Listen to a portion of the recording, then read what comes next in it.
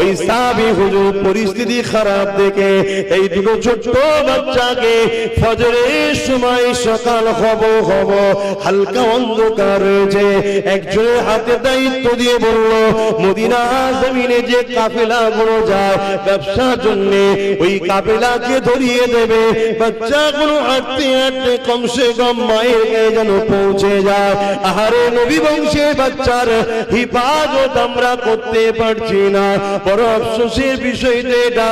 এমন করে সেই বাচ্চা দুটোকে যা দায়িত্ব দিয়েছিল সে ছাড়তে গিয়ে দূর থেকে কাফেলাকে দেখিয়ে দিয়েছে হালকা অন্ধকারে, এবং ছোট্ট ছোট্ট দুটো বাচ্চা ওই কাফেলাকে ধরতে না পেরে কাফেলাটা হারিয়ে যায়।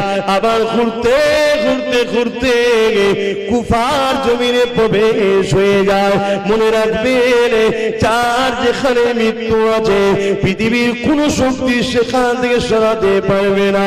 তকদিরের ব্যাপার আল্লাহ ছাড়া কে বোঝে। দুই বাচ্চার কপালে লেখা আছে কুফার জমিনে আল্লাহর দ্বীনের জন্য ইমামে হোসেনের পক্ষে দাঁড়িয়ে ওই বাচ্চাগুলো জামে শাহাদাত পান করবে। আল্লাহ লিখে রেখেছে, কে চেঞ্জ করবে? আমাদেরও কার কি কপালে লেখা আছে আমরা জানি না, এটা চেঞ্জ করতে কেউ কখনো পারবে না।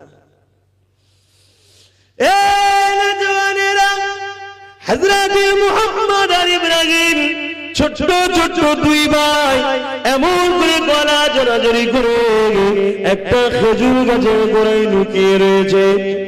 এমন সময় একজন মহিলা সকাল ফজরের সময় হয়েছে, পানি আনতে গিয়ে বাচ্চাদের কান্নার আওয়াজ শুনতে পেয়ে অনেক বড় কথা ছোট্ট ছোট্ট করে কিছু কিছু বলছি।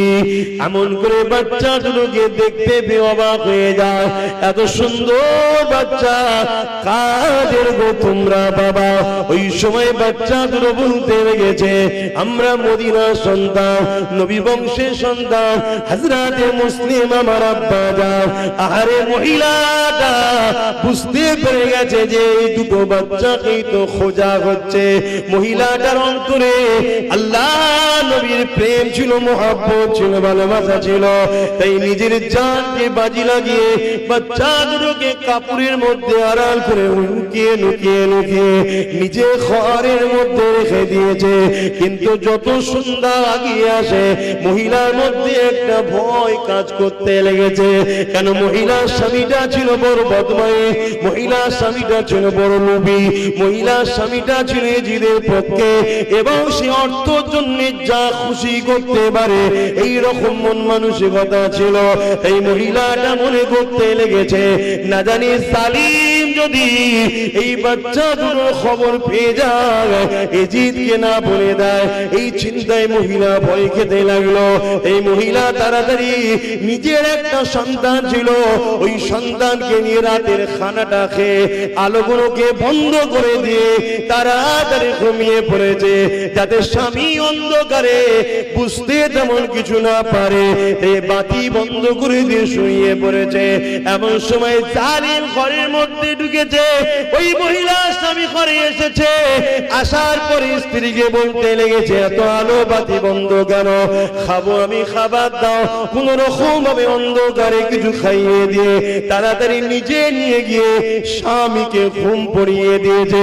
কিন্তু আল্লাহ পাকের কুদরত, আল্লাহ পাকের মর্জি কে বা বোঝে? আল্লাহ পাকের হুকুমকে কে বা টালতে পারে, কে বা সরাতে পারে? গভীর রাত্রিরে হঠাৎ করে বড় ভাই ঘুম ভেঙে যে কাঁদে, ছোট ভাইকে তুলতে লেগেছে। ভাই উঠে বড় সময় আমাদের আর না, কেননা আমি খবরে দেখছিলাম নানা জান দাঁড়িয়ে আছে। আমার আব্বা জান হযরতে মুসলিম নানা জানকে সালাম দিল। সালাম দিবার পরে দোনো জানের সুলতান জিজ্ঞাসা করলো, এ বাবা মুসলিম, তুমি একা চলে এলে, বাচ্চা দুটোকে কেন নিয়ে আসলে না? আমার আব্বা জান বলেছিলেন ইয়া রাসূলুল্লাহ, হাবিবাল্লাহ, খুব তাড়াতাড়ি চলে আসবে, এর মানে আমাদের শহীদের সময় হয়ে গেছে। আল্লাহ নবীর নওয়াজ হযরত ইমামে হুসাইন হুজুরকে আল্লাহ পাক কতটা ভালোবাসতেন। রাতের মধ্যে আছে ইমামে হাসান হুসাইন যখন রাত্রিরে কেঁদে উঠতেন আর হযরতে খাতুনে জান্নাত নামাজের মধ্যে দাঁড়িয়ে থাকতেন, ওই সময় আল্লাহ পাক জিবরাইল সাল্লামকে পাঠিয়ে দিতেন, ও হযরতে জিবরাইল দুনিয়া জমিনে যান, আমার ফাতেমা আমার ইবাদতে দাঁড়িয়ে আছে আর হাসান হোসেন কাঁদতে লেগেছে, ওই বাচ্চা দুটো কাঁদবে, আমি আল্লাহ আমার রহমতে দুনিয়ায় বড় জোশ মেরে ওঠে, এ জিবরাইল রে যা দুনিয়া জমিনে গিয়ে আমার হাসান হোসেনকে দোলা দিয়ে ঘুম পড়িয়ে দে।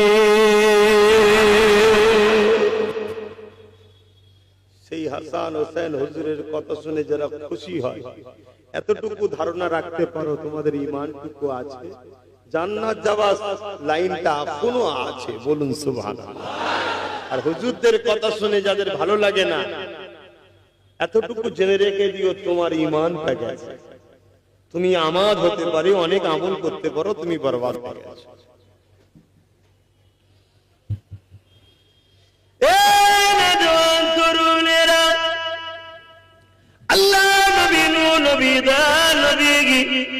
একদিন নবী আমার মদিনা নববী শরীফে বসে আছেন, দুই কোলে দুটো বাচ্চাকে নিয়ে আল্লাহ নবী আদর করে চুমা দেয় ভালোবাসে।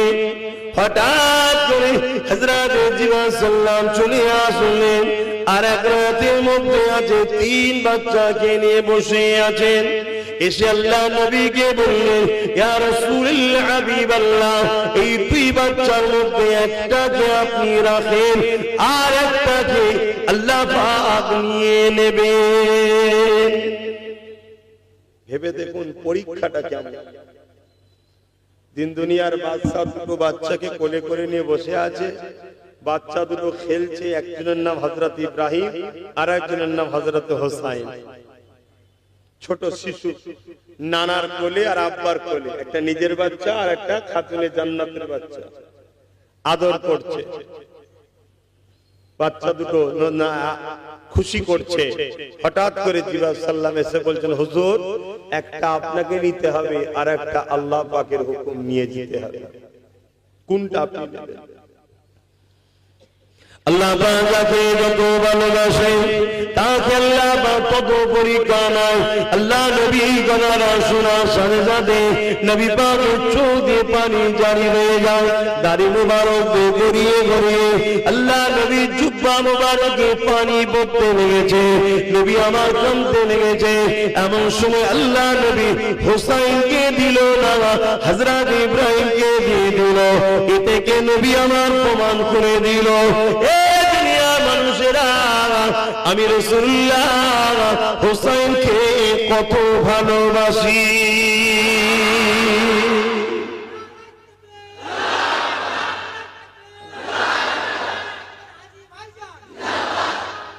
আল্লাহ। কিন্তু রাসূলের জীবনীতে কোনোদিন হোসাইনের জন্য এই দোয়াটা রাসূল চাইনি যে আল্লাহ আমার হোসাইন যেন কারবালায় শহীদ না হয়, এই দোয়াটা কিন্তু কোনোদিন চাইনি। কেন? অথচ নবী আমার যা চেয়েছেন আল্লাহ পাক কখনো ফিরিয়ে দেননি। আল্লাহ নবী যখন যেটা চেয়েছেন আল্লাহ পাক দিয়ে দিয়েছেন। এমন রাত কোরআনের মধ্যে আছে, নবী পাককে চাইতে হয়নি, নামাজের মধ্যে দাঁড়িয়ে দাঁড়িয়ে আসমানে দিয়ে বারবার তাকিয়েছে, আমার আল্লাহ পাক জিবরাইলকে পাঠিয়ে দিয়েছে, এ জিবরাইল দুনিয়া জমিনে চলে যাও, আমার হাবিবকে যে জানিয়ে দাও আপনার তাকানো আল্লাহ পাকের বড় পছন্দ হয়েছে, আপনি বাকি যে দূরে রাত নামাজ আছে ওই নামাজটা কাবার দিকে মুখ করে আদায় করে নেন। আগে বাইতুল মুকাদ্দাসের দিকে ফিরে নামাজটা পড়তে ছিল। আল্লাহ নবী সঙ্গে সঙ্গে দূরে কাত নামাজটা কাবার দিকে ঘুরিয়ে আদায় করে নিল। নবী আমার চাইল না, শুধু মনের মধ্যে ইরাদা করেছে আল্লাহ পাক কাবাকে কিবলা বানিয়ে দিলেন। নবী তো বললেই হতেন যে আল্লাহ আমার বাচ্চা হোসাইন যেন কারবালায় শহীদ না হয়। আর হোসাইনের তো মর্যাদার তো অভাব নেই, দুনিয়ায় জান্নাতের সার্টিফিকেট পেয়ে গেছে, যুবকদের সর্দার হবে, তাহলে কি দরকার ছিল এত কষ্ট করা? নানার উম্মতদের ঘরে শিখিয়ে দিল, যতই কঠিন অবস্থায় এসুক না কেন রাসূলের দ্বীনের সঙ্গে কখনো গাদ্দারি করবে না, এটাই শিখিয়ে দিল। কিন্তু আজ আমরা তো বড় বড় মিছিলও করি, বড় বড় মাহফিলও করি, যেখানে হোসাইনও হয়, সবই হচ্ছে, কিন্তু আমরা হোসাইন হুজুরের মূল যে লক্ষ্য, মূল যে মিশন, কারবালার যে মূল ইতিহাস, সেই কাজ থেকে আমরা কতটা অ্যাকসেপ্ট করতে পেরেছি, কতটা আমরা মেনে নিতে পেরেছি। আল্লাহ নবী যখন দুনিয়া থেকে চলে গেলেন, হযরত সিদ্দিক আকবর খলিফা হলেন, আবু বকর সিদ্দিক চলে যাওয়ার পর উমর ফারুক খলিফা হলেন, উমর ফারুক চলে যাওয়ার পর উসমান গনি খলিফা হলেন, উসমান গনি চলে যাওয়ার পর হযরত মাওলা আলী খলিফা হলেন। হুজুর চলে যাওয়ার পরে দুটো দল তৈরি হয়ে গেল, একটা হযরত মাবিয়া হুজুরকে চায়, হযরত হাসান হুজুরকে চায়। হযরত হাসান হুজুরও খলিফা ঘোষণা দিলেন, তাকে মাননেওয়ালারা, আর আরেক দল মাননেওয়ালারা হযরত মাবিয়া হুজুরকে খলিফা ঘোষণা দিলেন। ওই সময় হযরত হাসান হুজুর ভাবলেন যে একই নানার উম্মতের মধ্যে দুটো কখনো খলিফা হতে পারে না, এক নিয়ামের মধ্যে দুটো তরোয়াল যেমন রাখা সম্ভব নয়। তাই তিনি নিজে আগিয়ে হযরত মাবিয়া হুজুরের কাছে গিয়ে আলোচনার পর নিজের খেলাফত থেকে ইস্তেফা দিলেন। হযরত মাবিয়া হুজুর আমিরুল মুমিনিন হয়ে গেলেন, বাদশা শাহিনশাহ খলিফা হয়ে গেলেন। 20 বছর রাজত্ব করেছিলেন। 20 বছরে কোনো দিনের জন্য হযরত মাবিয়া হুজুর হাসান হোসেন হুজুরের শানে গুস্তাগি করেনি, বিয়াদবি করেনি। কিন্তু হুজুর চলে যাবার পর হুজুরের ঘরে একটা জালিম বদমাই লম্পট শয়তান সন্তান তৈরি হয়েছিল, যার নাম হলো এজিদ। 61 হিজরিতে এজিদ ঘোষণা দিয়ে দিল যে আমি নিজে খলিফা, এবং শুধু ঘোষণা দিয়েছে তা নয়, রাসূলের যে নিয়ম সিস্টেম সবকিছুকে ব্রেক করে দিয়ে নিজের খেয়াল খুশি মতো লোককে অর্থ দিয়ে পয়সা দিয়ে কিনে বিভিন্ন জায়গাতে গভর্নরদের ঘরে কিনে নিজে খলিফা খেলাফতের দায়িত্বে বসে গেলেন। এইদিকে চিঠি এসে গেল মদিনা শরীফে, তখন ইমামে হোসাইন হুজুর আছে, হযরত হাসান হুজুর তখন ইন্তেকাল করেছে।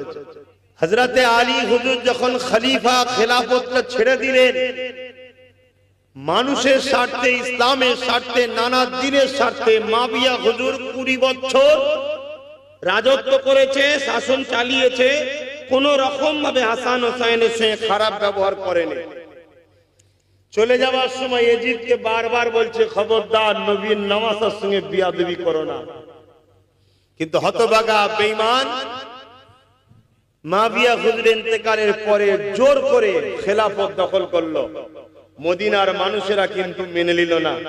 কি করে মানবে বলেন? নবী সাহাবারা কি একজন মাতালকে কখনো লিডার বলে মানতে পারে? নবী সাহাবারা একজন দুর্নীতিবাজ লোককে কখনো লিডার বলে মানতে পারে? এজিদ ছিল সারাবি, এজিদ ছিল লম্পট, এজিদ রাজ দরবারে নারীদের ঘরে নিয়ে উলঙ্গ নাচ গান করত, এজিদ ছিল গরিবদের ঘরে লুটেরা, এজিদ ছিল পশুতে লড়াই করাতো।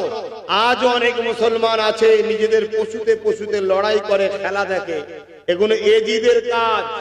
শুধরে যাও। হোসাইন বলে চিৎকার দেবার কাজটা এজিদের হবে না। এই জন্য মদিনা সাহাবা হুজুররা এজিদের হাতে কেউ বায়াত হতে চাইল না। ওই সময় এজিদ দেখলো হোসাইনকে যদি বায়াতটা করতে পারি, অর্থাৎ আমার যদি সাপোর্ট করাতে পারি, তাহলে সবাইকে সহজে হয়ে যাবে, ঠিক না বেটি? মেন মাথা চলে এলে তো পুরো শরীরই চলে যাবে। তাই পাইগম এসে গেল, ইমামে হোসাইন হুজুরকে গভর্নর ডাক দিল। যাবার পরে খবর পেলেন যে এজিদ খলিফা দাবি করেছে, আপনাকে বায়াত নিতে বলেছে। ইমামে হোসাইন হুজুর বলেছিলেন আমার নিতে কোনো আপত্তি ছিল না। মাবিয়া হুজুরের হাতে আমার ভাই নিজে খেলাফত ছেড়ে দিয়ে মাবিয়া হুজুরকে খেলাফত দিয়েছে। তাহলে আমি হোসাইন, আমার গদি, সাম্রাজ্য, রাজত্বর কোনো লোভ লালসা নাই। যদি থাকতো আমার ভাইও তাহলে মাবিয়া হুজুরকে ছাড়তো না, বুঝছেন তো নাকি? কিন্তু মাবিয়া হুজুর ছিলেন ভালো। এজিদ সারাফি, বদমাইশি, লম্পট, এমনকি মায়ের সঙ্গে বেটির সাথে বিবাহ পর্যন্ত এজিদ জায়েজ করে দিয়েছিল। আমার রাসূলের রিসালাতকে অস্বীকার করত, আমার নবীর দ্বীনের বিরুদ্ধে ছিল, গরিবদের উপরে লুট, অত্যাচার, মারপিট করে সর্বসময় বেড়াতো, মদ নারী নিয়ে ফুর্তিতে জিন্দেগি কাটাতো। এজন্য আমি হোসাইন তার হাতে হাত দিতে পারবো না। আর আমরা আজকে যারা হোসাইনি দাবি করি, আমরাও তাদেরকে সাপোর্ট করি যারা এই মেয়ে, মদ, জুয়া, শরাব নিয়ে ব্যস্ত, তাদেরকে সাপোর্ট করি। আচ্ছা, আমরা বলি আমরা হোসাইনি। বলতে বাপ ট্যাক্স লাগে নে, বলো তোমার আল্লাহ যদি তোমাকে হোসাইনি বলে মেনে নেয় তো ভালো জিনিস। কিন্তু মনে রাখবেন, উত্তর দেবেন একটু মন খুলে। কেউ যদি নবীর হাতে বায়াত হয়ে সাহাবী হয়ে আর আবু জেহেলকে সাপোর্ট করে, সে কি সাহাবা থাকবে? আজ কেউ হোসাইনি দাবি করে আর সারাবি, বদমাইশ, লম্পট, কি বলে নারী দেহ পিপাসিত মানুষকে যদি সাপোর্ট করে, সে কি হোসাইনি থাকতে পারে? কখনো থাকবে না। অতএব অন্যায় করা আর অন্যায়কে সাপোর্ট করা একই, মনে রাখবেন। আল্লাহ নবীর নওয়াজাকে যখন এই কথাটা বললেন, এই কথাটাই জিদের কাছে পৌঁছে গেল যে ইমামে হোসাইন আপনার দুর্নীতির বিরুদ্ধে আপনাকে কখনো সাপোর্ট করবে না। তখন এজিদ দেখলো ইমামে হোসাইনকে জোর করে কোনো বায়াত নিতে হবে, কেননা হোসাইন যদি আমাকে না মানে একদিন হোসাইনের দিকে তার নানা মদেরা দাঁড়িয়ে যাবে, তাহলে আমার রাজগদিটা নিরাপদ নয়। আর হোসাইনকে যদি মানিয়ে নেওয়া যায়, তাহলে দ্বিতীয় কোনদিন আর এই জমিনের উপরে আমার বিরোধী করার কেউ থাকবে না। এই চেষ্টা করব।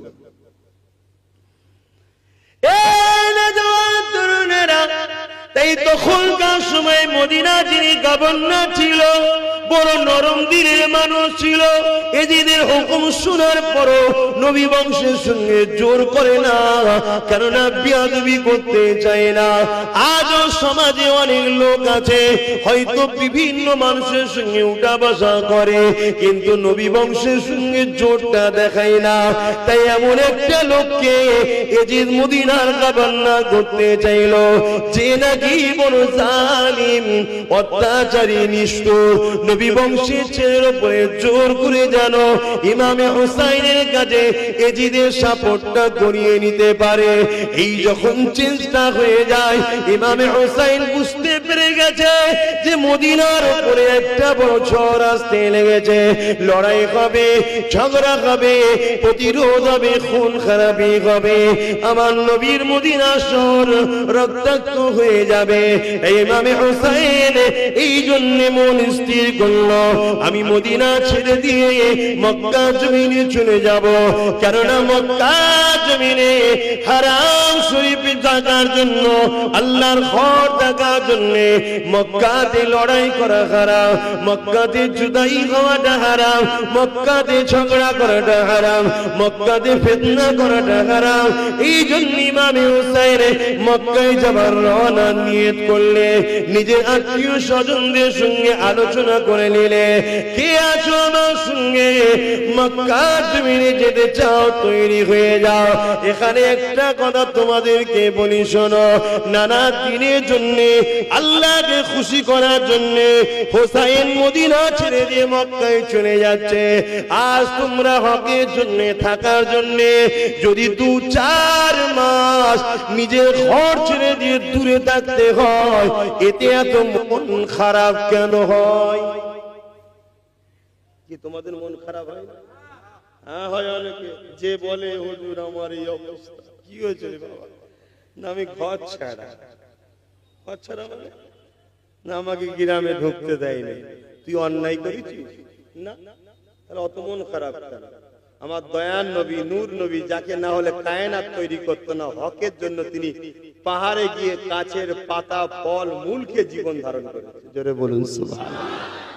সেই নবীর একটা সুন্নাত তোমার জিন্দেগিতে আল্লাহ পালন করিয়ে লাই, তোমার মন খারাপ কেন? তোমাকে তো ওই কষ্ট তো করতে হয়নি যে পাহাড়ে গিয়ে গাছের পাতা ফল মূল খাওয়া। তুমি তো বেশ আনন্দে আছো, হয় শ্বশুর বাড়ি নাই কুটুম বাড়ি, আনন্দই তো রয়েছে ভালো। হ্যাঁ, এরপরও মন খারাপ কেন? না, আমাদের ঈমান বড় দুর্বল, প্রেম কম আল্লাহর উপর। আমরা সংসার, নিজের শরীর, নিজেকে বড় ভালোবেসে ফেলেছি আল্লাহ থেকে, তাই আমাদের এত আফসোস হয়।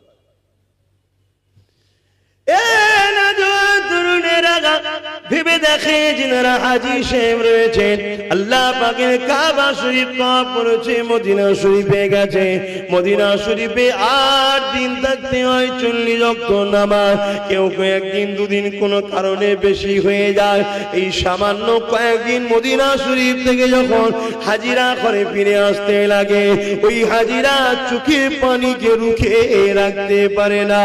তাদেরকে সবাই সান্ত্বনা দেয়, সবর করো, সবর করো। তথাপি ও তারা বারবার সবুজ গম্বুজটা দেখে আর কেঁদে ফেলে, চোখের পানিকে তারা রুখতে পারে না। ইয়া রাসূলুল্লাহ, আমরা হিন্দুস্তানের মুসলমান, আমরা আপনার কাছে এসেছিলাম, আজ সময় হয়ে গেছে, চলে যেতে হচ্ছে। থাকার ইচ্ছা থাকলেও থাকতে পারবো না, কেননা রাষ্ট্রের আইনের সিস্টেম রয়েছে, আমাকে রাখবে না। ইয়া রাসূলুল্লাহ, আপনাকে ছেড়ে বিদায় নিতে বড় ব্যথা হয়, চোখের পানি ফেলে হাজিরা কাঁদে। তাহলে ভেবে দেখেন সেই দিন ইমামে হোসেনের কত না কষ্ট হয়েছিল, যে রাস্তাতে হোসেন ছোটবেলা থেকে নানার কাঁধে কাঁধে ঘুরে বেরিয়েছে, যে গলিতে গলিতে রাসূলুল্লাহর হাত ধরে ঘুরেছে, নবীর কাঁধে কাঁধে ঘুরেছে। এ যুবকেরা, এত সহজ জিন্দা করা, আল্লাহ দ্বীনের জন্য নিজেকে দায়ী বানানো এত সহজ নয়, আল্লাহর জান্নাতে নিজেকে বানিয়ে নেওয়া এত সহজ নয়। মনে রেখে দিও যুবকেরা, অন্যায় করলো তুমি মরবে, নাই করলো তুমি মরবে, নামাজ পড়লো মরবে, না পড়লো মরবে, আল্লাহ মানলো মরবে, না মানলো মরবে, নবীর পক্ষে থাকলো মরবে, শয়তানের পক্ষে থাকলো মরবে, শরাব ছেড়ে দিলো মরবে, শরাব খেলো মরবে, হারাম না খেলো মরবে, হারাম খেলো মরবে। এই দুনিয়াটা শুধুমাত্র একটা পরীক্ষার জায়গা, এখানে আমরা আল্লাহর জন্য যদি জিন্দেগি কাটাই, অর্থাৎ আমি যা কিছু করব আল্লাহর জন্য করব, আমি নামাজ পড়বো আল্লাহর জন্য, আমি রোজা রাখবো আল্লাহর জন্য, আমি হজ করবো আল্লাহর জন্য, আমি যাকাত দেবো আল্লাহর জন্য, আমি দান খয়রাত করবো আল্লাহর জন্য, আমি মা বাপকে ভালোবাসবো আল্লাহর জন্য, আমি সংসার করবো, স্ত্রীকে ভালোবাসবো আল্লাহর জন্য, ছেলে মেয়েদের দেখভাল করবো আল্লাহর জন্য, আমি রাষ্ট্রকেও ভালোবাসবো আল্লাহর জন্য। হিন্দু, দলিত, আদিবাসী, সাঁওতাল, বাগদি, যে কোনো ধর্মের মানুষ হোক না কেন, মানুষ হিসাবে মানুষকে সাহারা দেবে, মানুষ হিসাবে মানুষকে ভালোবাসবে। এই ভালোবাসাটাও আল্লাহর জন্য হবে, কারণ নবী আমার জানিয়ে দিলে, লা ইয়ারহামুল্লাহু মান লা ইয়ারহামুন নাস, যে মানুষকে ভালোবাসে না আল্লাহ পাকের দোষে পাবে না। তাই আমরা যা কিছু করবো আল্লাহর জন্য, আল্লাহর জন্য। কাউকে যদি নেতা বলে মেনে নিই আল্লাহর জন্য, কারো যদি বিরোধী করি আল্লাহর জন্য, কাউকে যদি মুফতি বলে মানি আল্লাহর জন্য, কাউকে পীর বলে মানি আল্লাহর জন্য, কারো যদি বিরোধী করি আল্লাহর জন্য, তবেই সে প্রকৃত ঈমানদার। তাই নবী আমার জানিয়ে দিলেন, মান আহাব্বা লিল্লাহ ওয়া আবগাদা লিল্লাহ ওয়া আতা লিল্লাহ মানআ লিল্লাহ ফাকাদ ইসতাকমালাল ঈমান। এ যুবক, এই জিন্দেগি তোমার চিরস্থায়ী নয়, আজ আছো কাল চলে যাবে। কোনো গ্যারান্টি নাই তোমার দাদু বেঁচে থাকবে, তুমি চলে যেতে পারো। কত যুবক তোমাদের গ্রামে জানাজা হয়েছে, যখন কোনো শয়তানি খেয়াল আসবে, পাপ কাজ করতে মন যাবে, আল্লাহ পাক নারাজ হবে এমন কোন কাজ করতে মন যাবে, একবার কবরস্থানে ঘুরে এসো, দেখে নিও তোমার মতো কত যুবক ওই কবরে শুয়ে আছে। এই বলে দিয়ে যায় পরিবর্তন হয়ে যায়। এই জমিনটা অন্য কারণে আল্লাহ, এই আসমানটা অন্য কারণে আল্লাহ। যে দুটো চোখ তুমি পেয়েছো অন্য কেউ দেয়নি, আল্লাহ দিয়েছে। যে দুটো কান আমাদের রয়েছে অন্য কেউ দেয়নি, আল্লাহ দিয়েছে। যে দুটো পা যে অন্য কেউ দেয়নি, আল্লাহ দিয়েছে। তুমি যে জবানে কথা বলো, আমি যে বলছি, এটা অন্য কেউ দেয়নি, আল্লাহ দিয়েছে। এই যে মিম্বার শরীফে আমি বসেছি, এত হাজার হাজার মানুষ যে আমার কাছে এসেছে, তোমাদেরকে অন্য কেউ আনেনি, আল্লাহ এনেছে। এত বাধার পরও আজও কোটি কোটি যুব ভাইজান কেউ পাবো, এটা অন্য কোন কারিশমা নয়। কাউকে আমি চাকরি দিইনি, কাউকে আমি ভয় দেখাইনি, কাউকে বিরিয়ানি দিইনি, কাউকে আমি কেস মিথ্যা দিইনি যে না গেলে মারবো তোকে। তথাপি এই প্রেম অন্য কোন কারণ নয়, এ সব কিছুই আল্লাহ দিয়েছে, আল্লাহ দিয়েছে।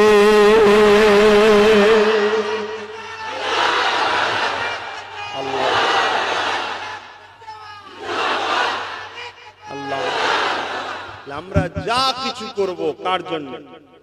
জোরে বলো। হোসাইনের বিরুদ্ধে এজিদ এই জন্য লেগেছিল, হোসাইন আল্লাহর দিকে, এজিদ শয়তানের দিকে।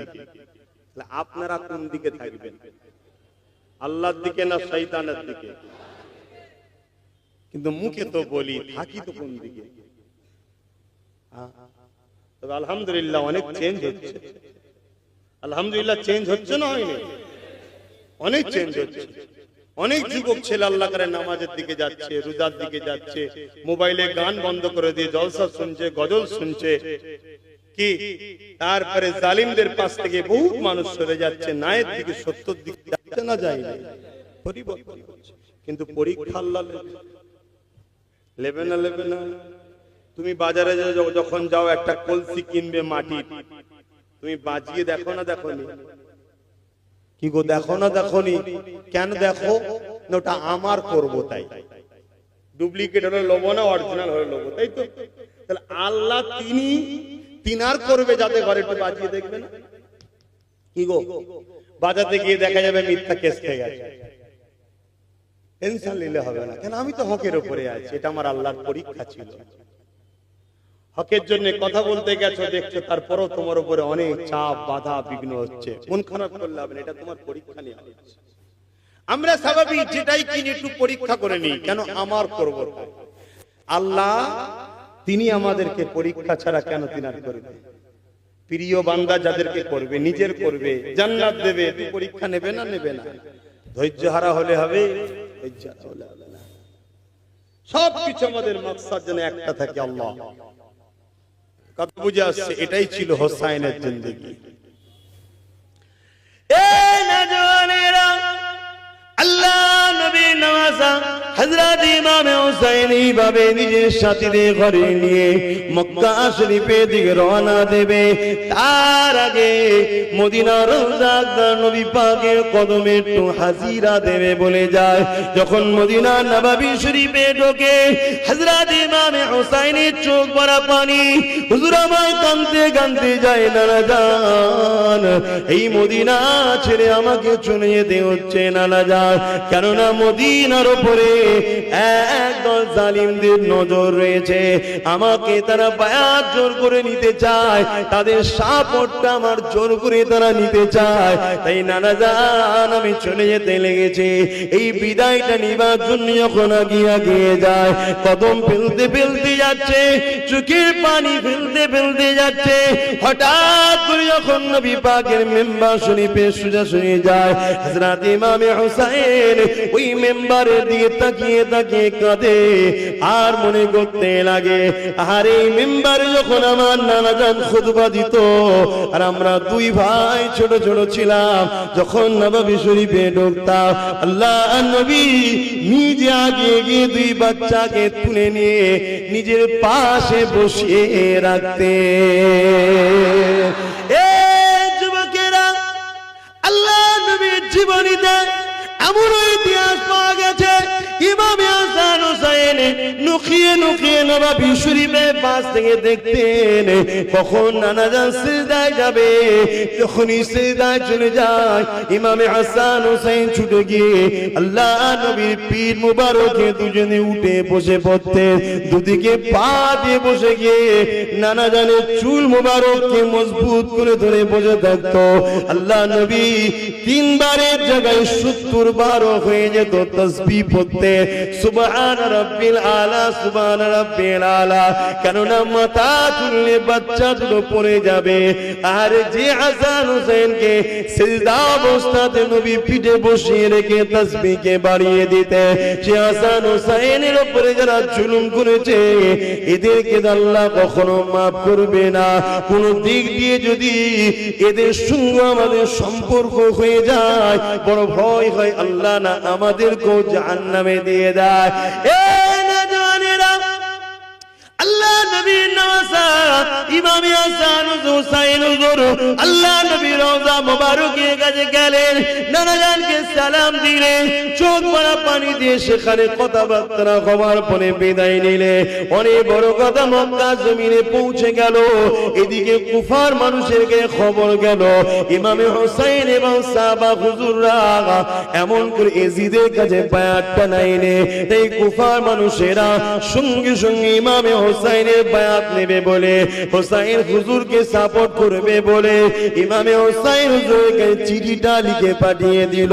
ওই চিঠিটা পাওয়ার পরে ইমামে হুসাইন হুজুর সাহাবাদেরকে পরিবারদেরকে দেখাতে লাগলো, দেখো দেখো কুফার মানুষেরা আমাকে তারা মেনে নিয়েছে, এজিদকে তারা মানতে চায় না।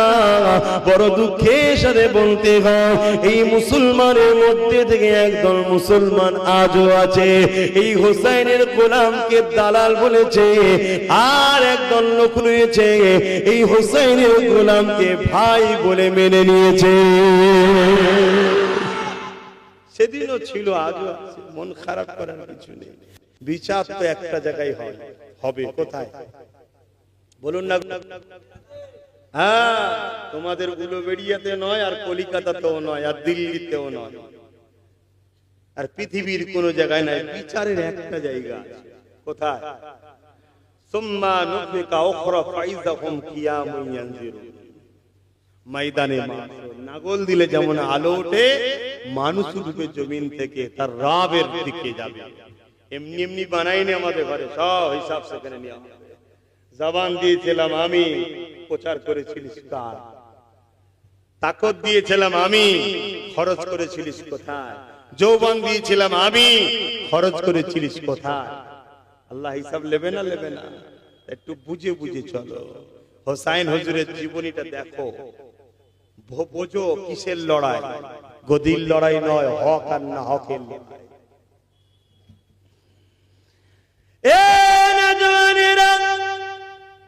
আল্লাহ নবীর নওয়াজা হযরত ইমাম হুসাইন হুজুর আমার এইভাবে যখন চিঠিটা পেল, এলাকার মানুষ সবাই বলতে লাগলো হুজুর আপনি যাবেন না, কেননা কুফার মানুষেরা হযরত আলী হুজুরকেও ধোঁকা দিয়ে শহীদ করে দিয়েছে, অতএব আপনি যাবেন না। আবার একটা চিঠি এসে গেল, এইভাবে বারবার চিঠি আসতে লেগেছে, ইমামে হুসাইন হুজুর যেতে লেগেছে, কিন্তু সবাই বারণ করে। ঠিক এমনই সময় একটা চিঠি এসেছে, যে চিঠিতে হাজার হাজার মানুষের সই রয়েছে এবং তাতে লেখা রয়েছে, ও হযরত ইমামে হুসাইন, আমরা জালিমকে সাপোর্ট করতে চাই না, আপনাকে সাপোর্ট করতে চাই। যদি আপনি না আসেন, কিয়ামতের দিনে আপনার নানা জানকে আমরা জানাবো যে হুসাইন এলো না বলে এই নাচারে আমরা জালিমকে মানতে বাধ্য হয়েছিলাম। এই জায়গায় আপনি সেদিন জবাবটা দেবেন। এই চিঠিটা দেখার পরে ইমামে হুসাইন সাথী সঙ্গীদেরকে বলতে লাগলো, এবারে আমার জন্য আর থাকা যাবে না, যাওয়াটা বড় জরুরি হয়ে গেছে। এই কথাটা যখন শুনলো সাহাবা হুজুররা পরামর্শ দিলে, আপনি নয় দুদিন পরে যাবেন, আপনার একজন কাউকে প্রতিনিধি করে প্রথমে পাঠান। এই ইমামে হোসেন হুজুর তিনা ভাইকে পাঠালে, হযরতে মুসলিম হুজুরকে পাঠিয়ে দিলে। হুজুরের সঙ্গে দুটো ছোট বাচ্চা চলে গেল, কুফার জমিনে পৌঁছে গেল। কুফার জমিনে যাবার পরে জামে মসজিদে নামাজ পড়ে নিয়ে হযরতে মুসলিম হুজুর খুতবা দিতে লাগলে, ওয়াজ করতে লাগলে, বাবার ইমামে হোসেনের পক্ষে থেকে আমি এসেছি, যারা হোসেনের বায়াত নিতে চাও তারা আমার হাতে বায়াত নিয়ে নাও। একটা দুটো নয়, 12,000 মানুষ বায়াত নিয়ে নিল। এইভাবে হুজুর আমার দেখলেন পরিস্থিতিটা বড় ভালো, তাই চিঠি লিখে দিলেন, ও হযরত ইমামে হোসেন, হুজুর পরিস্থিতি বড় ভালো, আপনি চলে আসে। চিঠি বহন করে রওনা হয়ে গেল। কিন্তু এই খবরটা ওদিকে আবার এজিদের গায়ে চলে গেল। এজিদ দেখলো কুফার যে গভর্নর রয়েছে সে বড় নরম দিলের মানুষ, নবী বংশে শুয়ে বিয়াদবি করবে না।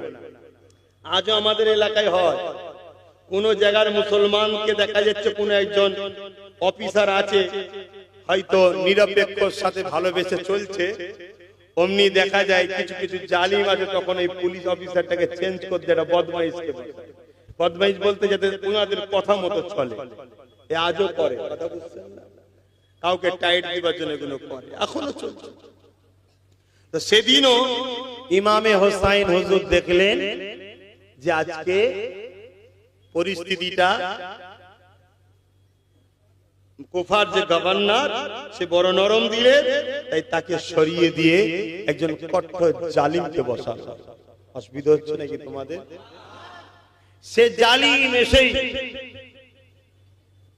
যেদিক দিয়ে ইমামে হোসেন হুজুর ঢুকবে সেই দিক দিয়ে মুখ টুক ঢেকে ঢুকছে। কেন এত হুজুরের ফ্যান ফলোয়ার হয়ে গেছে, ভালোবাসার মানুষ, চাহানেওয়ালা মুরিদ। ও জানছে আমি যদি না ভেজ ধরে ঢুকতে পারবো না, ও পর্যন্ত বিপদ ঘটতে পারে। তাই ভেজ থেকে যখন ঢুকছে ঘোড়ার পিঠে, সবাই মনে করে হয়তো ইমাম হোসেন হুজুরের কাফেলা আসছে, ইস্তেকবাল দিয়ে যাচ্ছে, আর বদমাইশ চুপ করে আছে। যখন গভর্নর অফিসে ঢুকে গেল, ছাতে গিয়ে বলছে আমি হোসেন নয়, আমি এজিদের পক্ষ থেকে এসেছি, তোমাদের সময় আছে এখনো, এজিদকে মেনে নাও, না হয় তোমাদের বিরুদ্ধে কড়া ব্যবস্থা প্রশাসনিক ভাবে নেওয়া হবে। তখনই একটা বিশাল বিশৃঙ্খলা তৈরি হলো। ও বদমাই দেখলো এই বিশৃঙ্খলাতে আমার গভর্নর হাউসটা পর্যন্ত ভেঙে যাবে, এমন একটা অবস্থা, মানুষ খেপে গেছে। তখনও বলল ঠিক আছে, এক কাজ করো, প্রত্যেকটা গোত্র বা দলের 2-3 করে প্রতিনিধি আমার কাছে আসে, আলোচনা হবে। খুব ভালো করে শোনেন, আজও এরকম চলছে। প্রতিনিধি আসো, প্রতিনিধি গেল, তাদেরকে কি করলো? চাপ দিল। তারা বুঝতে চাইলো না, তখন কি করলো? তাদেরকে বন্দী পর্যন্ত করে ফেললো। পরিস্থিতি এত নিয়ন্ত্রণের বাইরে চলে গেল, তখন তাদেরকে বলতে লাগলো, তাদের মধ্যে থেকে কয়েকজনকে কতল করে দিল, শহীদ করে দিল। দিবার পরে গভর্নর অফিসের সামনে টাঙিয়ে রেখেছে, যেটা দেখে মানুষের মধ্যে একটা ভয় শুরু হয়ে গেল। এটাও আজকে চলছে, একদল মারছে, একদল ভিডিও করছে, দেখেন না? এটা উদ্দেশ্য কি? শুধুমাত্র ভয় সমাজে প্রতিষ্ঠিত করা, অন্য কিছু নয়। ভয় কখনো, আল্লাহকে যারা ভয় করে তারা অন্য কাউকে কখনো ভয় করতে পারে না, অসম্ভব। একটা হৃদয়ে দুটো জিনিস থাকতে পারে না। এই জায়গাতে ইমামে হোসেন হুজুর এই দিকে রওনা দিয়েছে। এই পরিস্থিতি দেখে ইমাম মুসলিম হুজুর বড় চিন্তিত হয়ে উঠলেন যে কি হবে। হুজুরকে তো চিঠি দিয়ে ফেললাম, হুজুর তো রওনা দিয়েছে। নওজোয়ান তরুণেরা, অনেক বড় কথা মূল জায়গাতে বলি। এমন করে গভর্নর অফিস থেকে যাদেরকে বন্দী করা হয়েছিল তারাও ভয় খেয়ে গেল। তারা অপর থেকে এলাকার মানুষদেরকে বলতে লাগলো, তোমরা মুসলিমের পিছন থেকে সরে যাও, না এরা আমাদেরকে কতল পর্যন্ত করে দেবে।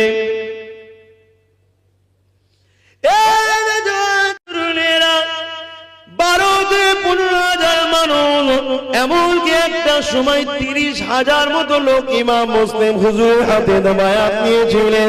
তারা সবাই এক ভাষণে ভয় খেয়ে গেল, যে যা করে ঢুকে গেল। ইমামে মুসলিম হুজুর যে একটু সারা পাবে, কারো বাড়িতে যে থাকবে, থাকতে পর্যন্ত দিল না। এই যুবকেরা কুফার জামে মসজিদে হুজুর আমার নামাজ পড়তে এলেন জুম্মার দিনে। এমন করে দেখা যায় ওনার পিছনে কেউ আর নাই। দুটো ছেলেকে নিয়ে হুজুর আমার ফজরের নামাজ আদায়টা করে নিলে। হুজুর আমার বুঝতে পেরে যে দুটো ছেলেকে আল্লাহ নবীর একজন বয়স্ক সাহাবী ছিলেন, তিনার বাড়িতে লুকিয়ে রেখে নিজে আর এক জায়গাতে গা ঢাকা দিলে। এ যুবকেরা হুজুর আমার ভাবতে লেগেছে আমরা শহীদ হয়ে যাব, কোনো অসুবিধে না। ইমামে হুসাইন হুজুরকে চিঠি দিয়ে দেওয়া হয়েছে, হুজুর যদি চলে আসে কি না মুসিবত হয়ে যাবে। সেই দিনও মুনাফিকি করেছে কিন্তু মুসলমানরা। আজও কিছু মুসলমান আছে মুনাফিকি করে, আমরা বুঝি। তারপরও হকের জন্য আমাদের ঘরে কথা বলতে হয়, চলতে হয়, আগাতে হয়। আমরা আল্লাহর উপরে ভরসা করে চলি। হযরত ইমামে মুসলিম হুজুরকে এইভাবে এমন করে রাজদরবারে ঘোষণা হয়ে গেল, হুজুরকে পর্যন্ত শহীদ করে দেয়া হলো। এবারে এমন করে গে হুজুরের বাচ্চা দুটোকে শহীদ করার জন্য তালাশ করা হলো। কতটা নিষ্ঠুর তারা ছিল দেখেন। নবী বংশের সন্তান কোনকে তারা ছাড়েনি, অথচ তাদেরও জবানে লা ইলাহা ইল্লাল্লাহ মুহাম্মাদুর রাসূলুল্লাহ কালেমা ছিল। যে নবীর কালেমা বলেছে ওই নবী বংশের ছেলেদেরকে তারা ছাড়েনি। ইমামে হুসাইন হুজুরের দিকে রওনা দিয়ে দিয়েছে, ইমামে মুসলিম হুজুরকে শহীদ পর্যন্ত করে দেওয়া হয়েছে। এবারে মুহাম্মদ আর ইব্রাহিম দুটো ছোট্ট ছোট্ট বাচ্চাকে খোঁজা হতে লেগেছে। এই দুটো ছোট্ট বাচ্চা যে সাহাবী হুজুরের বাড়িতে ছিল, ওই সাহাবী হুজুর পরিস্থিতি খারাপ দেখে এই দুটো ছোট্ট বাচ্চাকে ফজরের সময় সকাল হব হালকা অন্ধকার রয়েছে, একজনের হাতে দায়িত্ব দিয়ে বলল মদিনা জমিনে যে কাফেলা গুলো যায় ব্যবসার জন্য, ওই কাফেলাকে ধরিয়ে দেবে। বাচ্চাগুলো হাঁটতে হাঁটতে কমসে কম মায়ের গায়ে যেন পৌঁছে যায়। আহারে নবী বংশের বাচ্চার হিফাজত আমরা করতে পারছি না, বড় আফসোসের বিষয় এটা। এমন করে সেই বাচ্চা দুটোকে যা দায়িত্ব দিয়েছিল সে ছাড়তে গিয়ে দূর থেকে কাফেলাকে দেখিয়ে দিয়েছে হালকা অন্ধকারে, এবং ছোট্ট ছোট্ট দুটো বাচ্চা ওই কাফেলাকে ধরতে না পেরে কাফেলাটা হারিয়ে যায়। আবার ঘুরতে ঘুরতে ঘুরতে কুফার জমিনে প্রবেশ হয়ে যায়। মনে রাখবেন যার যেখানে মৃত্যু আছে পৃথিবীর কোন শক্তি সেখান থেকে সরাতে পারবে না। তকদিরের ব্যাপার আল্লাহ ছাড়া কে বোঝে। দুই বাচ্চার কপালে লেখা আছে কুফার জমিনে আল্লাহর দ্বীনের জন্য ইমামে হুসাইনের পক্ষে দাঁড়িয়ে ওই বাচ্চা দুটো জামে শাহাদাত পান করবে। আল্লাহ লিখে রেখেছে, কে চেঞ্জ করবে? আমাদেরও কার কি কপালে লেখা আছে আমরা জানি না, এটা চেঞ্জ করতে কেউ কখনো পারবেও না।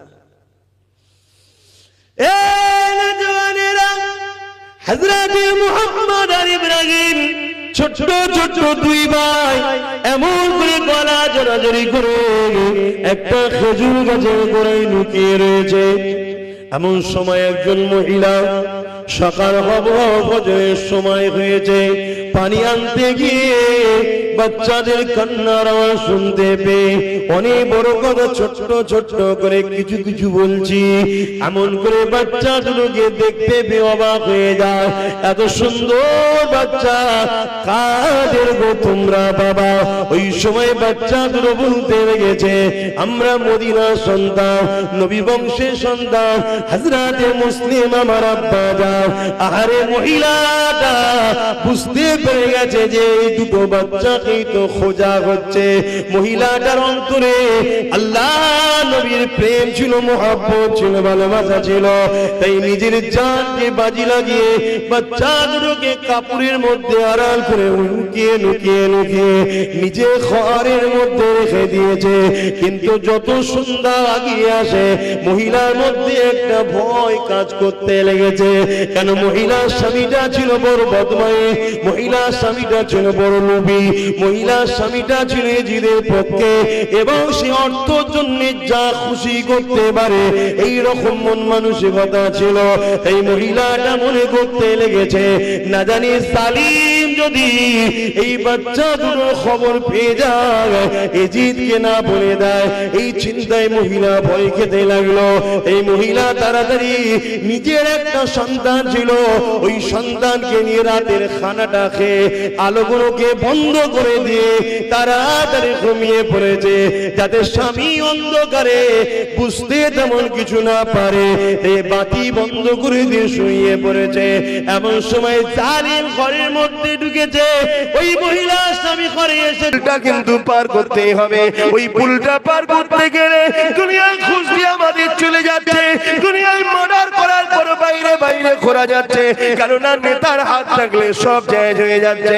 কিন্তু এই পুলটা পার করতে গেলে কোনো খুশ চলবে না, কোনো দাদাগিরি চলবে না। ওই পুলটা পার করতে গেলে ঈমান লাগবে, ঈমান লাগবে।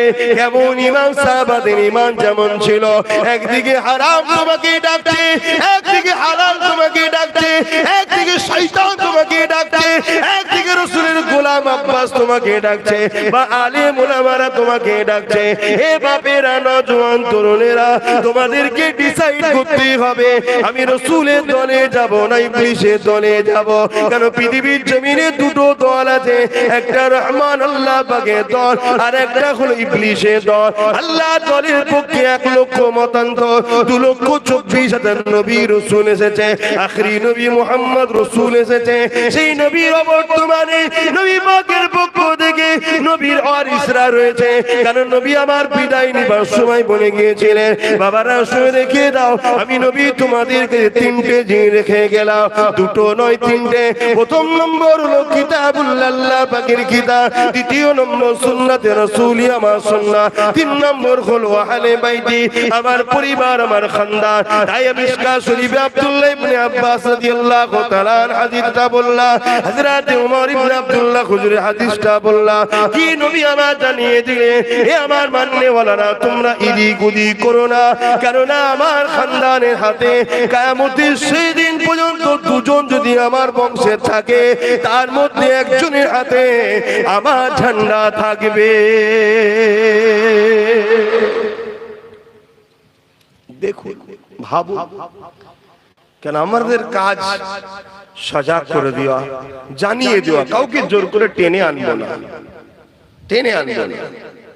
এবারে আপনারা কি করবেন, কি ভাববেন, কি কোন রাস্তা বেছে নেবেন সব তো আপনাদের ব্যাপার।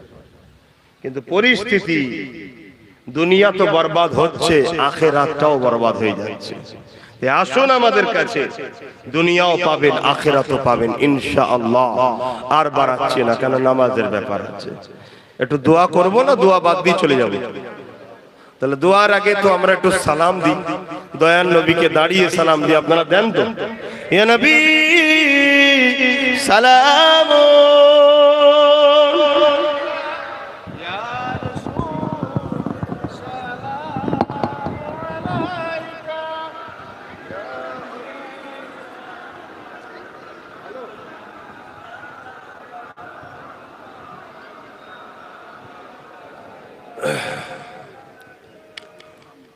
দাঁড়িয়ে সালাম দিয়া মুস্তাহসান জায়েজ।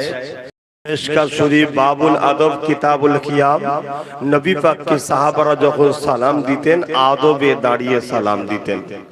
এবং কোরআন পাকের মধ্যে আছে সাল্লু, তোমরা দরুদ পড়ো, বাস এতটুকুই। তারপরে কিন্তু ওয়াসাল্লিমু, এবং সালাম দাও।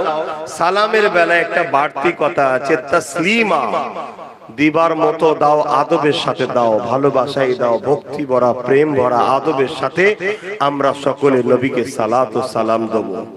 এশিয়া মহাদেশে এবং বিশেষ করে আমার ভারতবর্ষে তিনটে সিলসিলার নাম আমরা সবাই জানি বা শুনতে পাই। একটা হলো ফুরফুরা সিলসিলা, যেটা দাদা হুজুরের।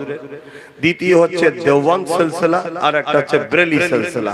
তিন সিলসিলার মুরব্বি মেন যিনারা, তিনারাই দাঁড়িয়ে সালাম দিয়েছেন। জোরে বলুন সুবহানাল্লাহ। তাহলে এই জায়গায় আমাদের মধ্যে আর কোনো ইখতিলাফ করা উচিত নয়। আসল দাঁড়িয়ে সালাম দিই। ইয়া নবী সালাম, ইয়া রাসূল সালাম, ইয়া হাবিব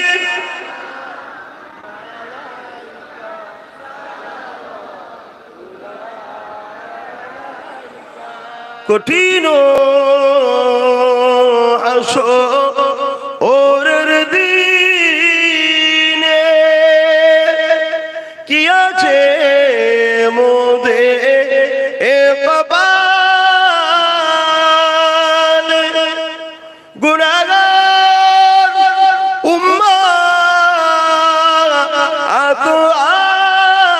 আপনার লইবেন সঙ্গে এ মাহশরে। নবী সালাম, ইয়া রাসূল, ইয়া হাবিব সালাম।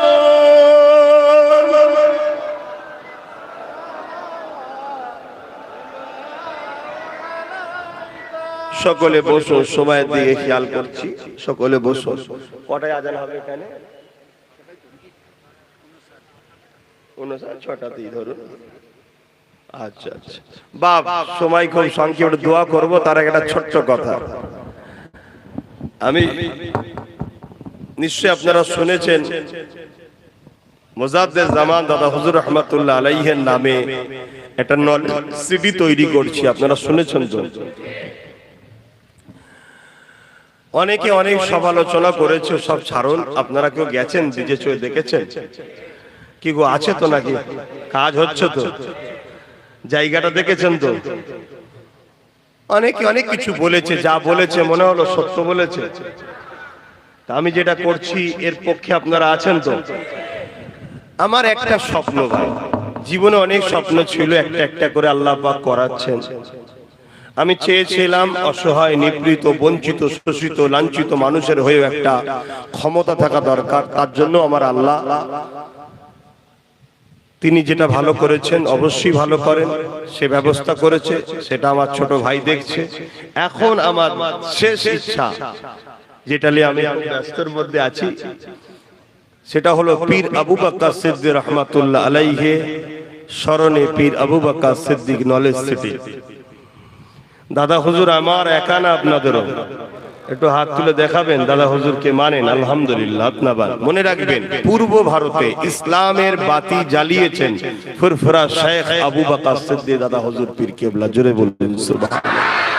এখন অনেক দলমত বেরোচ্ছে, আজানিক হচ্ছে, আগাছা গজাচ্ছে, থাকবে, কিন্তু পূর্ব ভারতে আরো অন্য জায়গায় আরো অন্যজনরা জ্বালিয়েছে। হক ওলিয়া উলিয়া অনেক আছে, কথা বুঝে আসছে।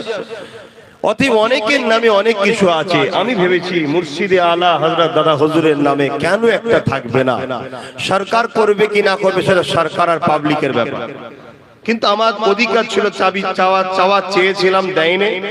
কিন্তু আমি নিজে করতে পারবো এই ইচ্ছা নিয়ে 100 বিঘে জায়গাও কিনেছি এবং সেই জায়গায় কাজও চলছে, কাজ শুরু হয়েছে। 2 বছর তো লকডাউন হয়ে কেটে গেল, অফিস আদালত সব বন্ধ ছিল। আমি চাইবো দাদা হুজুর যখন আমাদের সবার, তাহলে একটু সারা দিয়ে বলবেন নলেজ সিট আমি একা করব না, আমরা সবাই করব।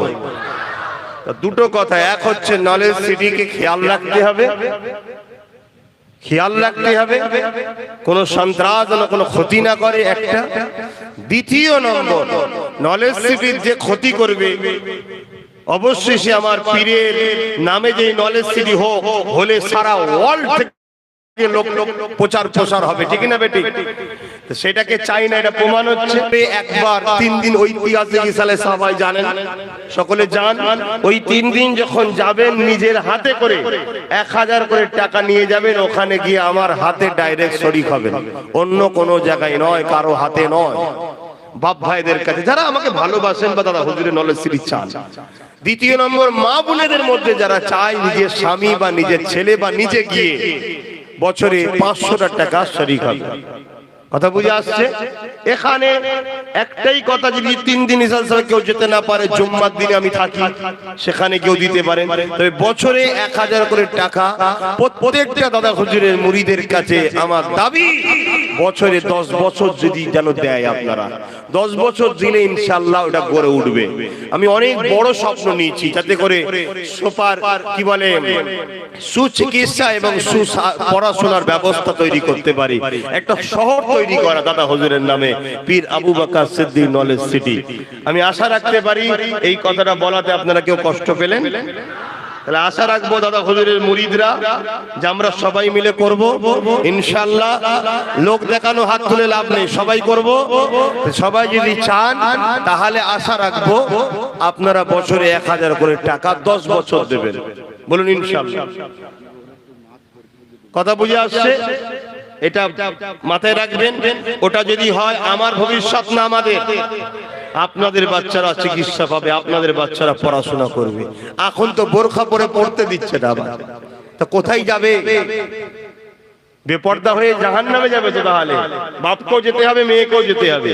তাহলে নিজেদের তৈরি করা দরকার আছে না? না, যাদের 1% তাদের 6টা ইউনিভার্সিটি আছে, আর আমরা 14-15% সারা ভারত মিলিয়ে বলছে সরকারি হিসাব। ওটা আমি মানি না, যাক, তারপরও ওটাকেই মেনে চলছি, বলছি আপনাদের সামনে। তারপরও আমাদের ইউনিভার্সিটি একটা তাও বন্ধ হতে চলেছে, আলিগড় বিশ্ব মুসলিম, ও বন্ধ করার প্ল্যান চলছে। আমাদের ঘরে কি করবো আগামী দিন?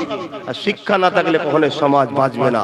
এই বাচ্চাগুলোর ভবিষ্যৎ গড়ুন, ছেলেদের পড়াশোনার জন্য বিবাহ দিবস সময় লাখ লাখ খরচ করবেন, পড়াশোনার জন্য 10 বছরে 10,000 টাকা দিতে পারবেন না, কিন্তু এককালীন 10,000 দেবেন না, আমি লোবও না। প্রতি বছরে 1000 করে দেবেন, আমি করব, আবার দেবেন, আমি আরো কাজ করব, আমি আবার দেবেন, আরো কাজ বাড়বে। আপনি বছর বছর দেবেন, আমার কাজ ওদিকে বাড়তে থাকবে। তা আশা রাখতে পারি এই কথাটা বলা থেকে বেজার হননি, আর আশা রাখছি সাথ দেবেন। আর মা বোনেদের জন্য 500 কোটি টাকা, হয় নিজের স্বামী বা নিজের ছেলে বা নিজের আব্বার হাতে, আর নচেত প্রতি রোববার আমি ঘরে থাকি মা বোনেদের জন্য, তারা যায় দেখা সাক্ষাৎ করে। তারা যখন যাবে নিজে আমার হাতে ছাড়া অন্য কোথায় নাই। যারা বিদেশ থাকে তারা অ্যাকাউন্ট নম্বরে পাঠাতে পারে, আমি একটা নম্বর দিচ্ছি, লিখে নেন, ওই নম্বরের অ্যাকাউন্টে পাঠাতে পারে। যারা বাইরে থাকে কিন্তু পাঠিয়ে দিয়ে ফোন করতে হবে, আমরা চেক করে নেবো, আর আমরা হিসাব রাখতে পারবো না। আপনার দায়িত্বে আপনি 10 বছর দেবেন, 1 বছর দেওয়া হলো আর 9 বছর, 1 বছর দেওয়া হলো আর 8 বছর, আর 1 বছর দেওয়া হলো 7 বছর, ওটা আপনার দায়িত্ব। আর আমি দোয়া করি যারা শরীক হবে আল্লাহ তাদের যেন হায়াত দারাজ করে, নিজেরা যেন নিজেদের নলেজ সিটিকে দেখে যেতে পারে। জোরে বলুন আল্লাহুম্মা আমিন। তাহলে আমি একা করব না, আমরা করব, আর আমাদের সবার পীরের নামে আমাদেরই নলেজ সিটি, ঠিক না বেটি? নাম্বারটা লিখে নেন 9046396050। আমি আবার একবার বলছি 9046396050। এই নাম্বারে হোয়াটসঅ্যাপও আছে, যোগাযোগ করবেন, করে অ্যাকাউন্ট নাম্বার নেবেন। দরুদ শরীফ আল্লাহুম্মা সাল্লি আলা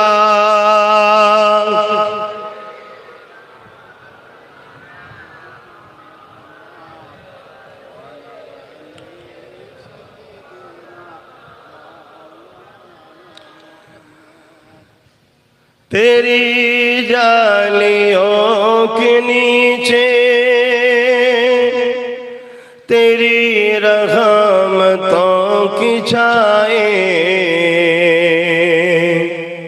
जिसे देखनी हो जन्नत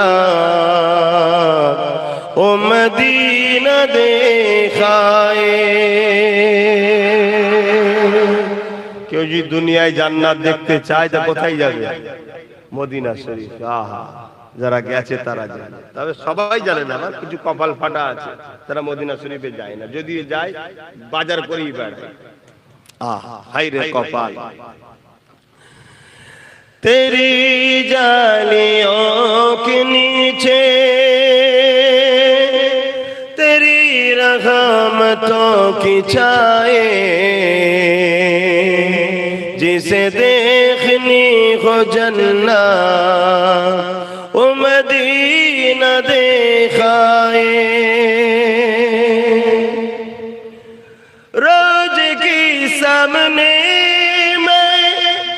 दुआएं मांगता था, रोज की सामने मैं ये दुआएं मांगता था। मेरी जान निकल तो जाए, ये समा बदल न जाए, जिसे देखनी हो जन्नत वो मदीना देखाए। आरो जोरे बोलूं सुबहानल्लाह।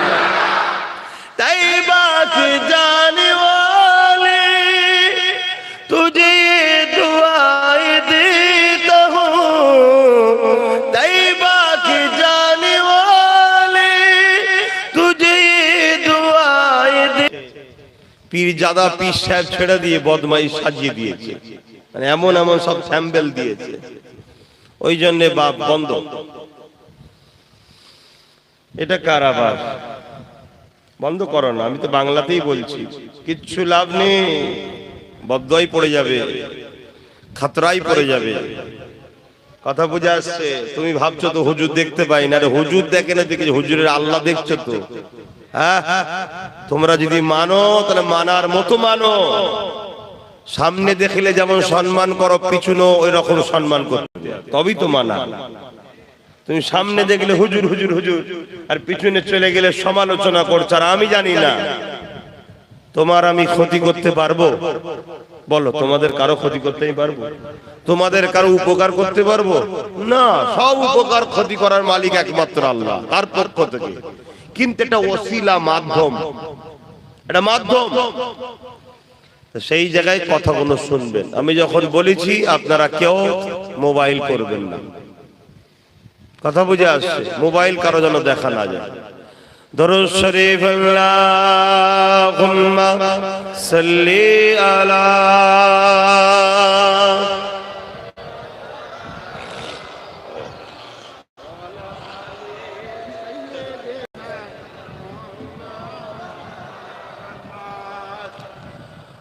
أعوذ بالله من الشيطان الرجيم بسم الله الرحمن الرحيم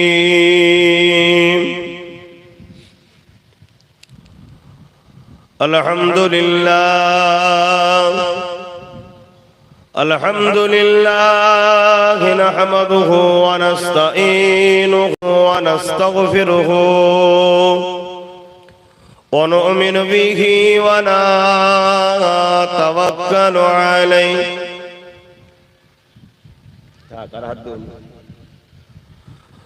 ونعوذ بالله من شرور أنفسنا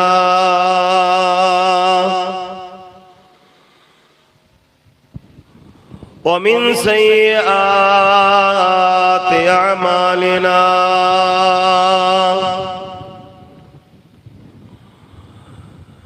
من يهدي الله فلا مضل له ومن يضلله فلا هادي له ونشهد أن لا إله إلا الله وحده لا شريك له ونشهد أن سيدنا وحبيبنا ومولانا محمدا عبده ورسوله أما بعد فيا أيها الحاضرون رحمكم الله. قال الله تعالى في كلام المزيد والفرقان الحميد. إن الله وملائكته يصلون على النبي يا أيها الذين آمنوا صلوا عليه وسلموا تسليما. اللهم صل على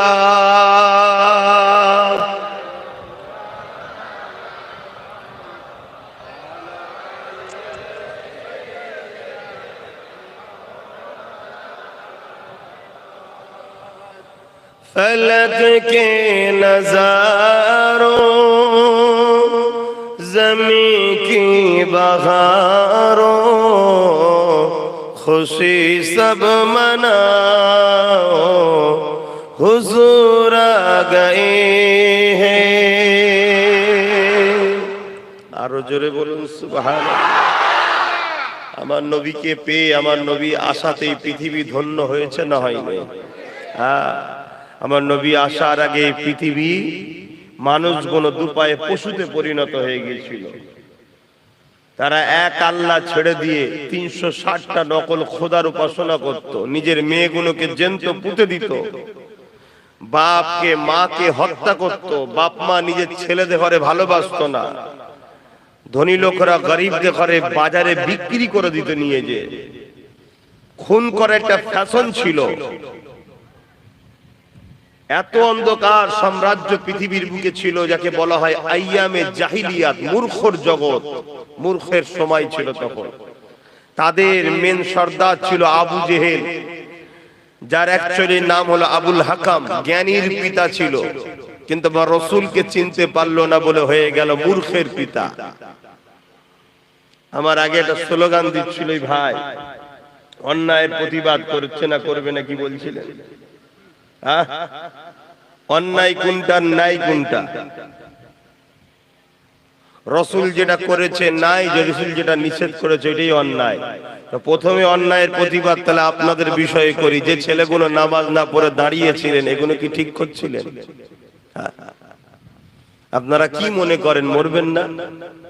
আল্লাহর কাছে কি মুখ দেখাবেন? দুটো পা দিল, দুটো চোখ দিল, হাত দিল, সুস্থ শরীর দিল, বাঁচিয়ে রেখেছে, অক্সিজেন দিচ্ছে, খাওয়াচ্ছে, সেই আল্লাহর কাজ করতে লজ্জা লাগে? আফসোস। যদি কোনো যুবক মনে করো যে ও ভাইজান ভালোবাসা শেষ, আমি বলছি তোমার সঙ্গে ভালোবাসা রাখলে আল্লাহর লানতের উপর আমার উপরও বর্ষণ হবে। কি লাভ ভালোবাসা রেখে তোমার সঙ্গে? মান আহাব্বা লিল্লাহ ওয়া আবগাদা লিল্লাহ ওয়া আতা লিল্লাহ ওয়া মানাআ লিল্লাহ। খুব ভালো করে বোঝো, ভালোবাসা আল্লাহর জন্য, বন্ধুত্ব আল্লাহর জন্য, দুশ্মনী আল্লাহর জন্য, আত্মীয়তা আল্লাহর জন্য, বিচ্ছেদ আল্লাহর জন্য। সেই হলো প্রকৃত ঈমানের স্বাদ পেয়েছে, সেই হলো ঈমানদার। তোমরা আমাকে ভালোবাসবে আল্লাহর জন্য, আমিও তোমাদেরকে ভালোবাসবো আল্লাহর জন্য। তোমরা বন্ধুত্ব করবে আমার সঙ্গে আল্লাহর জন্য, আমরাও তোমাদেরকে ভালো রাস্তা দেখাবো আল্লাহর জন্য, সবকিছু আল্লাহর জন্য। আজ বড় আফসোস, আমাদের ঘরের ছেলেরা নামাজ পড়ে না। তাই তো একদল সন্ত্রাস বলছে মসজিদগুলোকে তুলে দাও। ঘরে পড়লেও তো হয়, মসজিদ তো ফাঁকা, বিশাল বিশাল মসজিদ, এক কাতার লোক। সন্ত্রাসগুলো বলছে বেকার খালি কামাই রেখে কি লাভ, তুলে দাও। আর যদি আমাদের যুবকগুলো মসজিদ ভর্তি করে থাকতো, তাহলে কেউ আমাদের মসজিদের দিকে বুড়াই নজরে তাকাতে পারতো? ভাবো আমার যুবকরা, নিঃশ্বাসের কোনো বিশ্বাস নেই, এক্ষুনি চলে যেতে পারো, কি জবাব দেবে আল্লাহর কাছে? কেউ তোমার কবরে যাবে না, কেউ যাবে না। আর কবরে যিনি আসবেন তিনি জীবনের শেষ সময়, দুনিয়াবি জিন্দেগি শেষ সময়, মৃত্যুর সময় বলেছিল তার উম্মতদেরকে লক্ষ্য করে সালাত সালাত সালাত, নামাজ নামাজ নামাজ। জোরে বলুন সুবহানাল্লাহ। কে কে কে তিনি? কে বলুন? কে? হযরতে মুহাম্মদ সাল্লাল্লাহু আলাইহি সাল্লাম। আহা, সেই নবীর উম্মত আমরা গলা লম্বা করে বলি। বাপ, আমি কখনো আসিনি আপনাদের এলাকায়। তা আসুন একটু বুঝার চেষ্টা করুন আমার সোনার ভাইরা, কিচ্ছু লাভ নেই, সব রং তামাশা দুনিয়ার খেল, এগুলো নেশা। রুটা বেরিয়ে গেলে সব দেখবেন অন্ধকার। দৈনিক কবর ডাকছে, চলে আসো, তৈরি হয়ে আসো, আমি কবর একা থাকার ঘর, আমি কবর অন্ধকার ঘর, আমি কবর পোকামাকড়ের ঘর, আমি কবর চতুর্দিকের মাটির ঘর, তৈরি হয়ে আসো। কি তৈরি হলো আমরা? এক্ষুনি যদি মারা যায় 12 ঘন্টার বেশি রাখবে না। আমাদের কথা বাদ দেন, আপনাদের ঘরে রাখবে কেন? ভয়, গন্ধ হয়ে যাবে, পচে যাবে, ফেটে যাবে, নানান সমস্যা। তা কবরে দেবে, কি জবাব দেবেন ওখানে গিয়ে? আর দুনিয়ায় যারা নামাজকে ভালোবেসেছে, কবরে যাওয়ার পরে যখন দেখবে মাথার দিক দিয়ে একজন ফারিস্তা আসছে, শোনেন যুবকরা বিশেষ করে শোনো, বোনরা শোনো, বুড়ো বুড়িরা নামাজ পড়ে, ওখানে উপায় নেই, কি করবে? কিন্তু ইয়ং বয়সে ইবাদত করার বয়স্ক বয়সে ইবাদত করা আসমান জমিনের পার্থক্য। এই বয়সে ইবাদত করতে হবে, আল্লাহকে ভালো এই বয়সে বাঁচতে হবে। আহা, তো এই সময় কবরের মাথার গোড়া থেকে দেখবে একটা সুন্দর যুবক এসে দাঁড়িয়ে যে বলছে, ফেরেশতা, এই মর্দার কবরে তোমাকে মাথার দিক দিয়ে ঢুকতে দেবো না। কবরবাসী বান্দা বান্দি দেখবে, একে তো কোনোদিন দেখিনি আমি, কে এটা? বাপের ছেলেও নাই, মায়ের ছেলেও নাই। আবার কিছুক্ষণ পরে ফেরেশতা ডান দিক দিয়ে আসবে, আবার দেখবে ওটা সুন্দর যুবক দাঁড়িয়ে গেছে। যাক, মাথার গোড়ায় যে যুবকটা দাঁড়াবে ওটা হলো তোমার 5 ওয়াক্ত নামাজ। জোরে বলুন সুবহানাল্লাহ। আর একটু জোরে হবে না? আর একটু মহব্বতে হবে না? নারী দিবে। 5 ওয়াক্ত নামাজ যদি পড়ো, ওই নামাজকে আল্লাহ সুন্দর করে তোমার মাথার গোড়ায় দাঁড় করিয়ে দেবে, কবর থেকে পাহারা দিয়ে, মহাশরে পাহারা দিয়ে তোমায় ধরে ধরে জান্নাতে নিয়ে যাবে। জোরে বলুন সুবহানাল্লাহ। সেই নামাজের মতো বন্ধু কেউ আছে?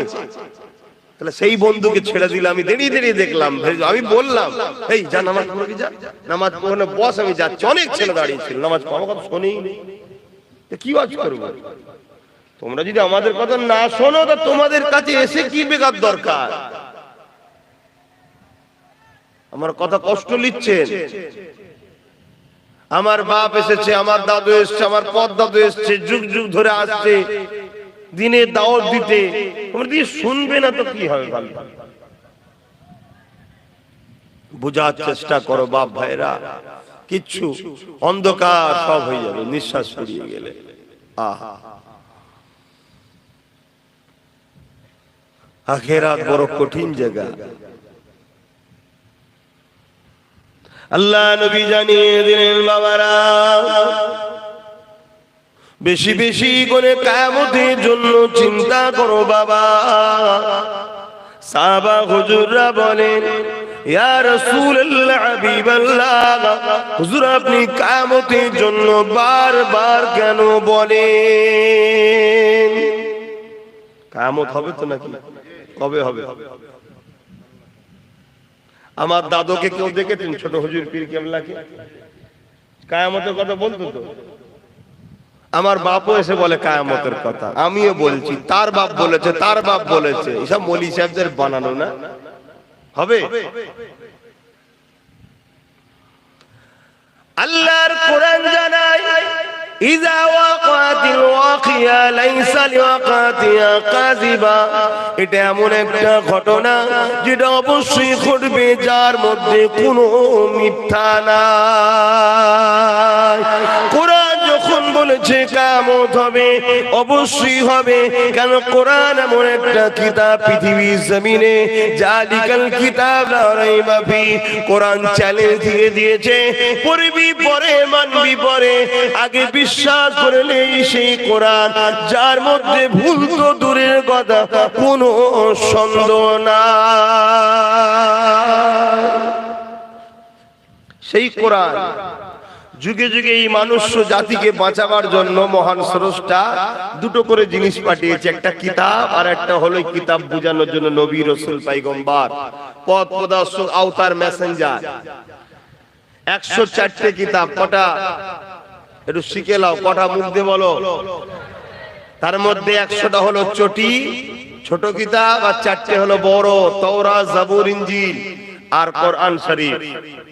আর 1 লক্ষ মতান্তর 2,24,000 নবী রাসূল এসেছে এই কিতাবগুলোকে শিখাবে বলে। শত শেষ নবী রাসূল হলেন মুহাম্মদ সাল্লাল্লাহু আলাইহি ওয়াসাল্লাম। তিনি যতটা আমার, ততটা আপনাদের, ততটা হিন্দু, দলিত, আদিবাসী, সাঁওতাল, বাগদি, ডোম, মুচি যা আছে পৃথিবীতে সমস্ত মানুষের জন্য উনি পথ প্রদর্শক, মেসেঞ্জার, রাসূল, আখেরি আওতার সৃষ্টি আল্লাহ করেছে। তাহলে এই জানটা আমার, যতটা আমি না ভালোবাসি তার থেকে বেশি আল্লাহ তার সৃষ্টিকে ভালোবাসে। জোরে বলুন সুবহানাল্লাহ। বা ওয়াজ করতে গেলে সময় লাগে, আমি কিভাবে ওয়াজ করবো? এইভাবে হবে? কোন দিকে যাবো দিশে খুঁজে পাইনি, কখন এখানে একটু কখন ওখানে একটু বলে ফেলছি। তাই দরুদ শরীফ ওই দিকে কম পড়ানো হলে একটু পড়ানো দরকার, সব হয়। কেন আমি জানছি দু কথা বলতেই পারবো না। যা তারপর এর মধ্যে থেকে একটাই কথা বলবো, জীবনের প্রতিটা মাকসাদ হবে আমার স্রষ্টাকে খুশি করা।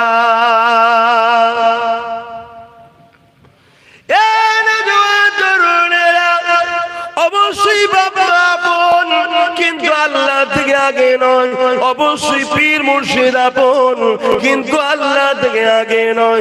অবশ্যই স্বামী স্ত্রী আপন, কিন্তু আল্লাহ থেকে আগে নয়। অবশ্যই নেতা লিডাররা আপন, কিন্তু আল্লাহ থেকে আগে নয়। সব আগে একটা কথা মাথায় নিয়ে নেন, মান আহাব্বা লিল্লাহ ওয়া আবগাদা লিল্লাহ ওয়া আতা লিল্লাহ ওয়া মানআ লিল্লাহ ফাকাদ ইস্তাকমালাল ঈমান। এই দুনিয়া মানুষ রেখে দাও গো, নিঃশ্বাসে কোনো বিশ্বাস নাই। এসেছি যখন চলে একদিন যেতে হবে, কে কবে যাবে আল্লাহ বা ভালো জানে। পৃথিবীর সবাই চেষ্টা করো, তোমায় নিতে পারবে না। যেদিন আমার আল্লাহ ডাকবে ওই দিন পৃথিবীর সবাই চেষ্টা করো, বাঁচাতে পারবে না। আল্লাহর উপরে ভরসা রেখে কোন কাজটা করলে আল্লাহ খুশি হবে সেই কাজটা করো। যেটা করলে আল্লাহ বেজার হবে সেটা ছেড়ে দাও। মা বাপকে ভালোবাসতে হবে কিন্তু আল্লাহর জন্য, স্বামীকে ভালোবাসতে হবে কিন্তু আল্লাহর জন্য, স্ত্রীকে ভালোবাসতে হবে কিন্তু আল্লাহর জন্য, দুনিয়ার লিডারকেও ভালোবাসতে হবে কিন্তু আল্লাহর জন্য।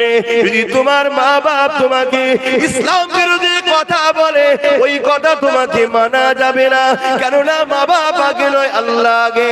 তোমার স্ত্রী যদি তোমাকে ইসলাম বিরোধী কথা বলে ওই কথা মানা যাবে না, কেন স্ত্রী আগে নয় তোমার স্রষ্টা আগে। তোমার স্বামী যদি তোমাকে ইসলাম বিরোধী কথা বলে এ নারীরা স্বামীর কথা মানা যাবে না, কেননা স্বামীর আগে তোমার স্রষ্টা। ঠিক তেমনই তোমার দুনিয়ার লিডার যদি তোমাকে ইসলাম বিরোধী কোনো কথা বলে ওই কথা মানা যাবে না, কেননা দুনিয়ার লিডার আগে নয়, তার আগে হলো তোমার আল্লাহ। দুনিয়ার লিডার যদি তোমাকে আল্লাহর পক্ষে কথা বলে তবেই মানা যাবে। তোমার ইমাম যদি তোমাকে আল্লাহর বিরুদ্ধে কথা বলে ওই ইমামের কথা মানা যাবে না।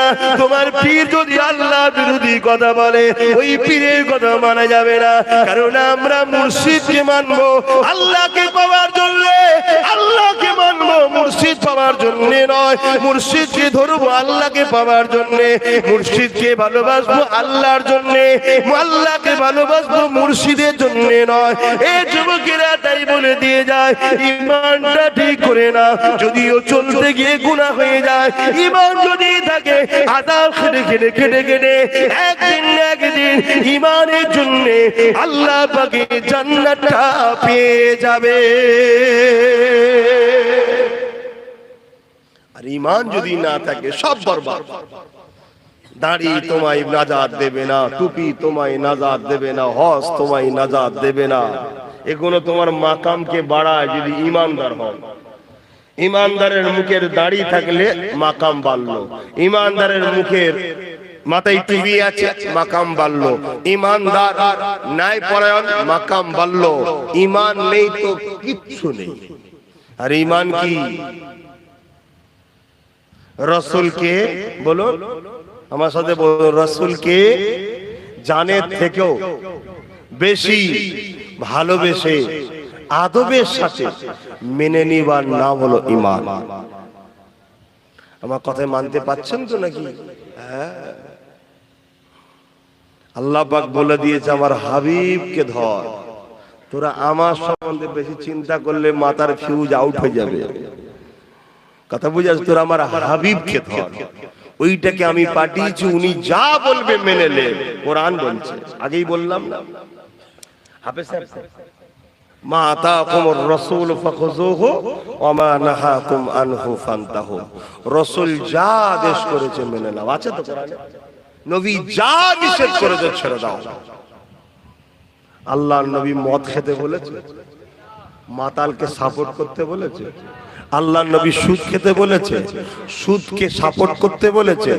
আল্লাহর নবী চুরি করতে বলেছে, চোরকে সাপোর্ট করতে বলেছে।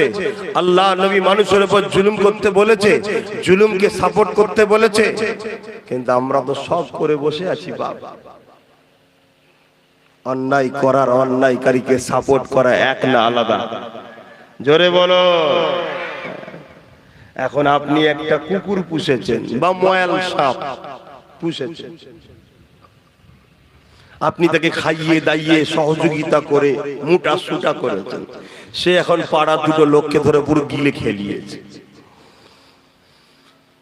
এখন আপনাকে যদি এসে বলে তোর জন্য আজকে এই বিপদ, কেন তোকে আমরা বলেছিলাম যোকে পুষিসনি, ও ভালো তারে বুঝবে।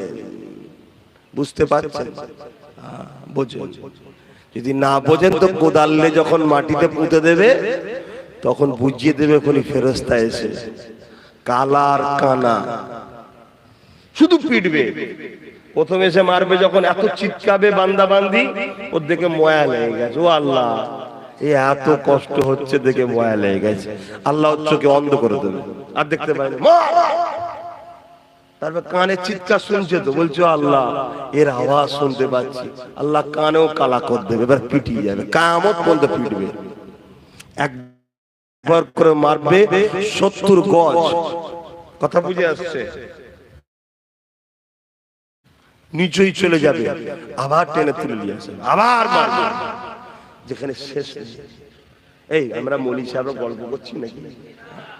জাহান্নামীদের ঘরে যখন দেয়া হবে, এই সূরাতে দেয়া হবে না, আর এই চামড়া গুলো 70 গজ মোটা হবে। শরীরের চামড়া 70 গজ মোটা হবে। দুনিয়ার চামড়ায় আগুন লাগলে কি হয়? পুড়ে ছাই হয়ে যায়। কথা বুঝে আসছে না? এই কিছুদিন আগে পেপার টেপারে দেখছিল, পুরা বার করছে, বেঁকে চুরি ইটু হয়ে গেছে, দেখছেন না? পুড়ে ছাই হয়ে যাবে।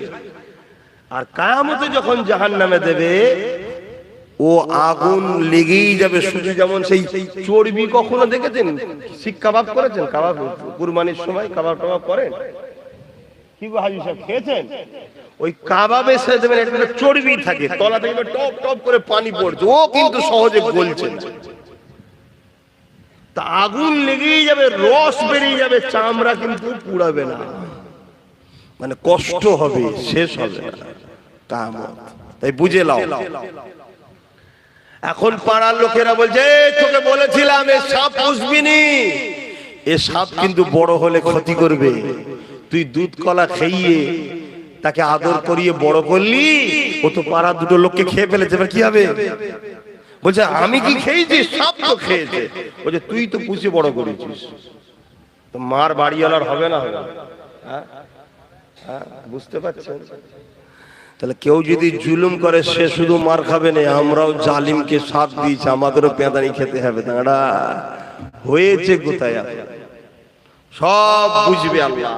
আল্লাহ পাক কাউকে ছাড়বে না। এখনো সময় আছে, অসংখ্য পরিবর্তন হবে। আমার নবীর কথা মানবে না? মানবে না? হাত তুলে দেখাও কারা মানবে। আলহামদুলিল্লাহ। মিশকাত শরীফ আব্দুল্লাহ ইবনে উমর থেকে রওয়ায়াত, নবী বললেন, এ আমার মাননেওয়ালারা। কারা মাননেওয়ালা? নবীর হাত তুলে দেখান। নবীর মাননেওয়ালা কারা? আলহামদুলিল্লাহ, আপনাদের জন্য হাদিসটা বলছি। এ আমার মাননেওয়ালারা, কিয়ামতের শেষ দিন পর্যন্ত তোমরা আমার খানদানের ঝান্ডা তলায় থাকবে। জোরে বলুন সুবহানাল্লাহ। অর্থাৎ কুরাইশ বংশের ছেলের নেতৃত্ব মানতে হবে। আজ আমি একটা ইউনিট তৈরি করছি, আপনারা নিশ্চয়ই জানেন। তা আমার নেতৃত্ব মেনে নেবেন না নেবেন না? মেনে নিতে হবে বাপ। সময় এখনো আছে, তওবা করুন, আল্লাহর কাছে কাঁদুন যে আল্লাহ জীবনে যা করেছি জানতাম না করে ফেলেছি, আজ জেনে গেছি আর না। মনে রেখে দেবেন এই কবরের জমিনে যখন তোমাকে আমাকে রাখা হবে, কেউ যাবে না এই কবরের জমিনে, কিন্তু এই কবরের জমিনে একজন আসবে। বুখারী মুসলিমের হাদিস, আল্লাহ বাতিনাকে নিয়ে আসবে, তিনি তাশরীফ আনবে, তিনি অন্য কেউ নয়, দুনো জাহানের সুলতান নবী দু আলাম নবী মুহাম্মদ রাসূল তাশরীফ আনবে। দুনিয়ায় যদি তিনার নেতৃত্ব মেনে নাও, তিনাকে যদি লিডার বলে মানো, আর তিনার পক্ষ থেকে আমরা নেতৃত্ব দিচ্ছি, অর্থাৎ তিনার কথাকে আপনাদের কাছে পৌঁছে দিচ্ছি, আমাদের কথা নয়। কথা বুঝছেন? সেই রাসূলের আদর্শকে যদি মেনে নাও নিজের জীবনে, তাহলে নবী আমার তখন কিয়ামত কবরে বলবে, ফেরেশতা ও আমার গোলাম ছিল, কে নাজাত দিয়া দেয়া হোক। জোরে বলুন সুবহানাল্লাহ। আর দুনিয়ায় রাসূল ছেড়ে দিয়ে নবী দ্বীনকে যারা মিটাচ্ছে, তাদেরই পিছনে হই হই করে ঘুরে বেড়াও। মনে রেখে দিও, কবর তোমার ডাকছে, তোমার জবাব দিতে হবে। আজ আমাদের ঘরের ছেলেদের ইসলামিক কোন ইউনিফর্মের উপর, ইসলামিক কোন কালচারের উপরে আঘাত দিলে আমাদের ছেলেদের ব্যথা লাগে না, কিন্তু যারা ইসলামের বিরুদ্ধে তাদের কিছু হলে আমাদের ছেলেদের বুকে ব্যথা ওঠে। হয় না? হয় না? কি কোথায় চলে গেল? আবার এগুলো যদি আমি বলি, আবার কিছু মুসলমান আছে শুকনো মুসলমান মুনাফিক, তাদের আবার কষ্ট হয়, এসব কথা কেন বলবে? উনি আসবে, পেলেন ঘটনা বলে চলে যাবে। তাহলে ঘটনা শুনে নাও। আল্লাহ বললেন, বান্দা ঈমান নিয়ে আসো। কার মতো ঈমান আনবো? এই আয়াতের ব্যাখ্যায় বলছেন, সাহাবাদের মতো ঈমান আনো। সাহাবারা কেমন ঈমান এনেছে শুনে রেখে দেন। এ যুবকেরা, তরুণীরা, বাপেরা, আল্লাহ নবী সাহাবারা কেমন ঈমান এনেছিলেন, এক সাহাবীর নাম বলে দেয় হযরতে খুবাইব রাদিয়াল্লাহু তাআলা। হযরতে খুবাইব রাদিয়াল্লাহু তাআলা আর একজন সাহাবী ছিলেন হযরতে খাব্বাব রাদিয়াল্লাহু তাআলা। আল্লাহ নবী সাহাবী ছিলেন।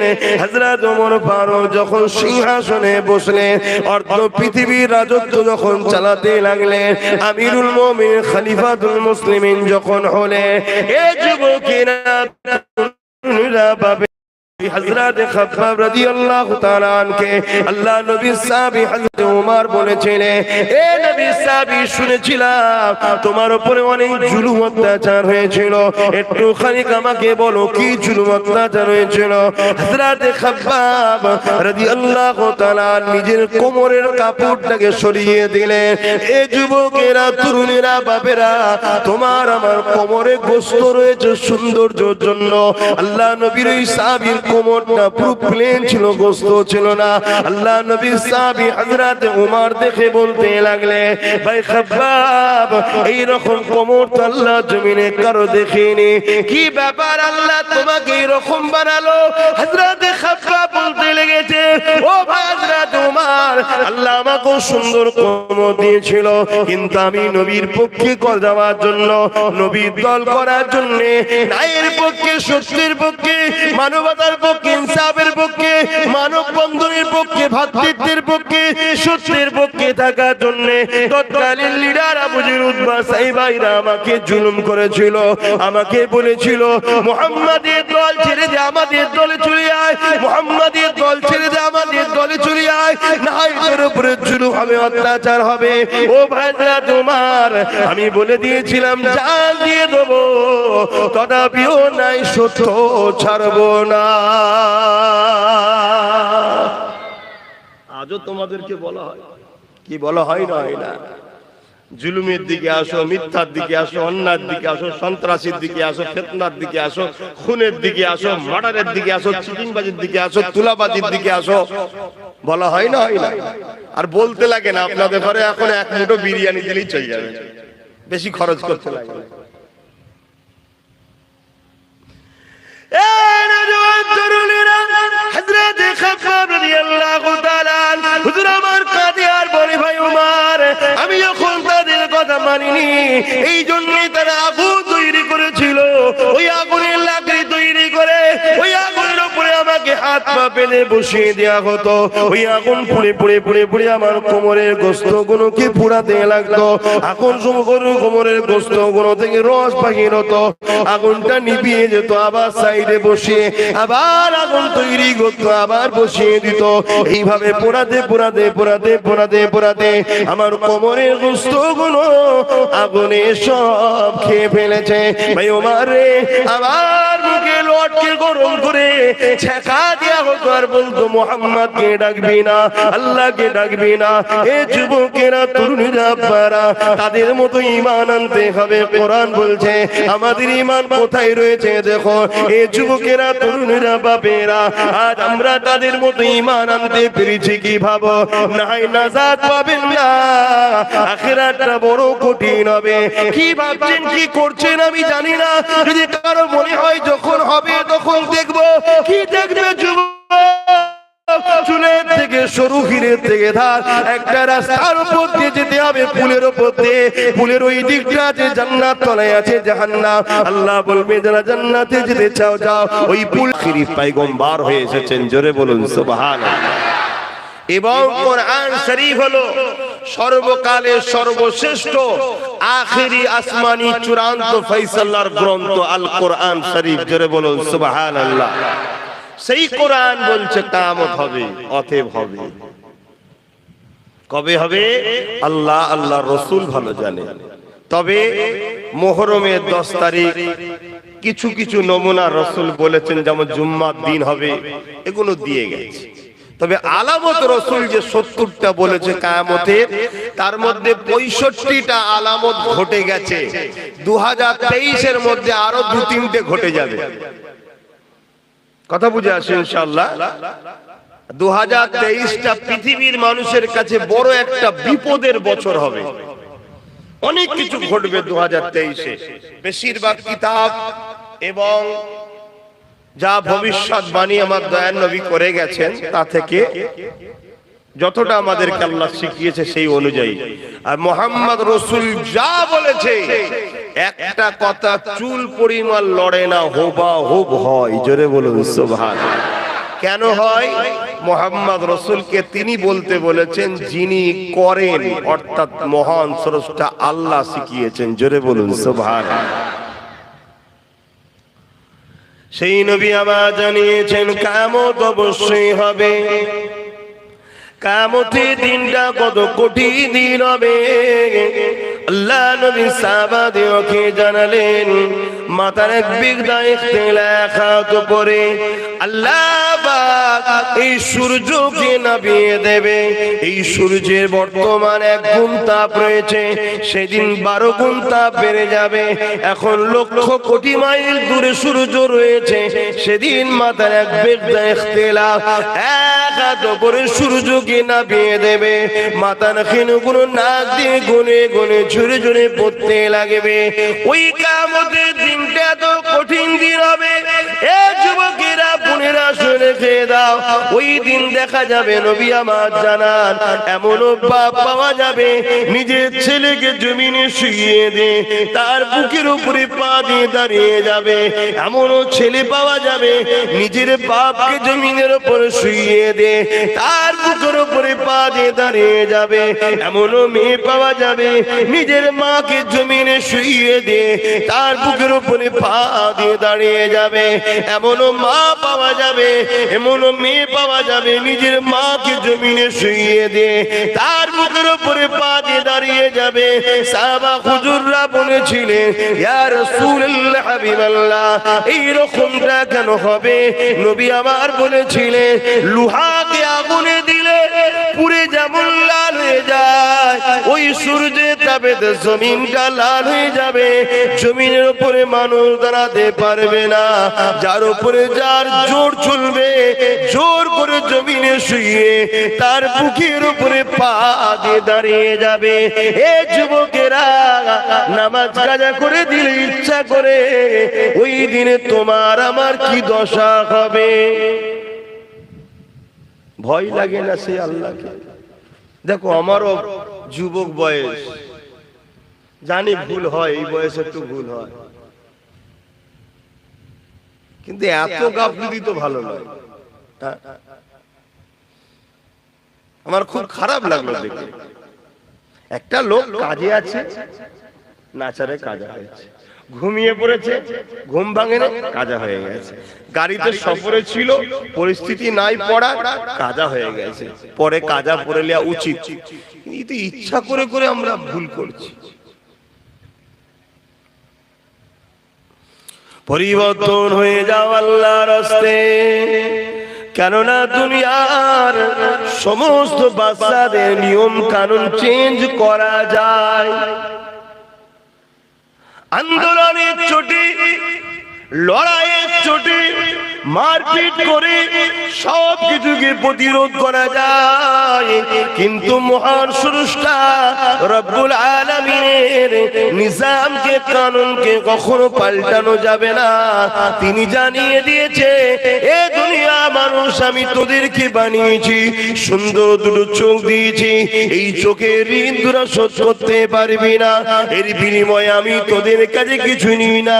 দুটো কান দিয়েছি, কানের কথা শুনবি, এই কানের ঋণ তোরা শোধ করতে পারবি না, এর বিনিময়েও আমি কিছু নিই না।